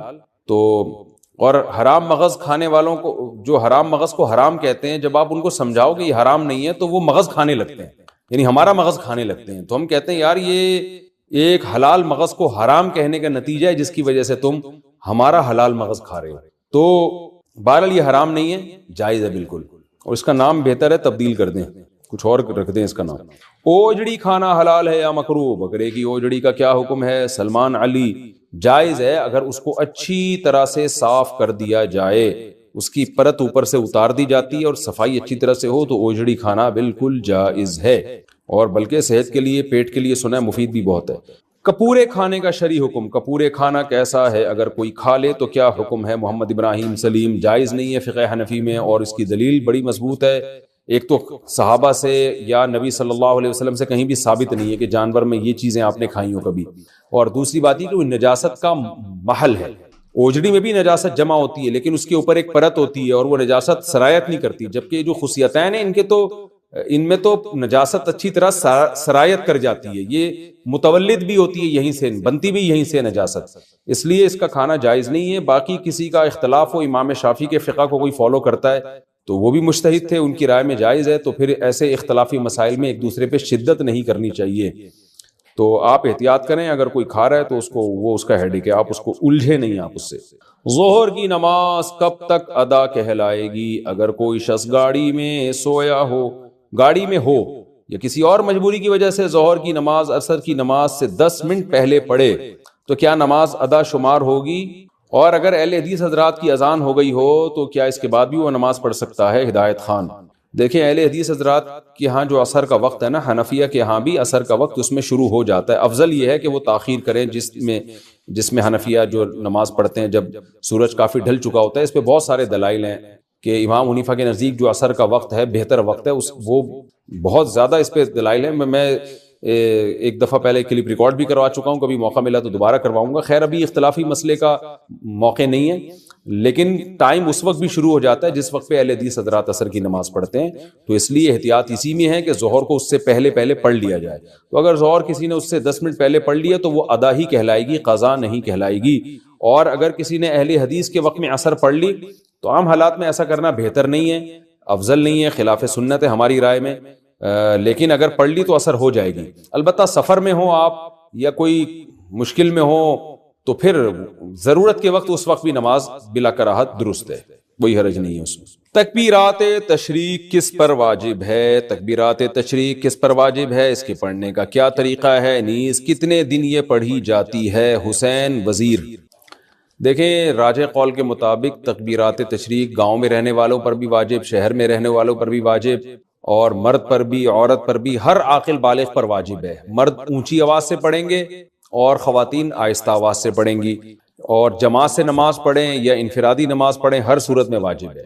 تو تکبیرات تشریق کیا ہے؟ اللہ اکبر لا الہ الا اللہ واللہ اکبر وللہ الحمد. یہ ایک دفعہ پڑھی جائے گی تکبیر. تو مرد اونچی آواز سے پڑھیں اور خواتین آہستہ آواز سے. اور خواتین یاداشت کے طور پر اپنی جائے نماز کے قریب کوئی پرچی ورچی رکھ لیں، کیونکہ خواتین بھول جاتی ہیں. مردوں میں تو یہ ہوتا ہے کسی ایک نے بھی اونچی آواز سے پڑھی سب کو یاد آ جاتا ہے، لیکن خواتین کے لیے چونکہ آہستہ آواز سے تو ان کو یاد دلانے والا کوئی نہیں ہوتا، تو گناہ ملتا ہے. یہ تکبیرات پڑھنا واجب ہیں. باقی یہ کہ کب سے واجب ہیں تو 9 ذی الحجہ کی فجر، یعنی بقرعید سے ایک دن پہلے فجر کی نماز سے یہ شروع ہوں گی، اور پھر 13 ذی الحجہ یعنی بقرعید کے 3 دن اور اس کے علاوہ ایک اور دن، اس میں عصر کی جو نماز ہوگی وہ آخری تکبیر اس میں کہی جائے گی، مغرب میں نہیں کہی جائے گی. تو 13 ذی الحجہ کی عصر تک 9 ذی الحجہ کی فجر سے شروع کی جائے گی. تو یہ تکبیرات تشریق ہیں. تکبیرات تشریق صرف قربانی کرنے والوں کے لیے ہے۔ بقرعید کی تکبیریں کن لوگوں کو پڑھنی چاہیے؟ قربانی کرنے والوں کو یا ہر ایک کو؟ اور یہ تکبیرات کتنے دن تک پڑھنی چاہیے؟ حسین وزیر، یہ میں نے آپ کو اس سوال کا جواب اس سے پہلے والے سوال میں ڈیٹیل سے دے دیا ہے۔ جو قربانی کر رہے ہیں وہ بھی، جو نہیں کر رہے وہ بھی، سب پر لازم ہے۔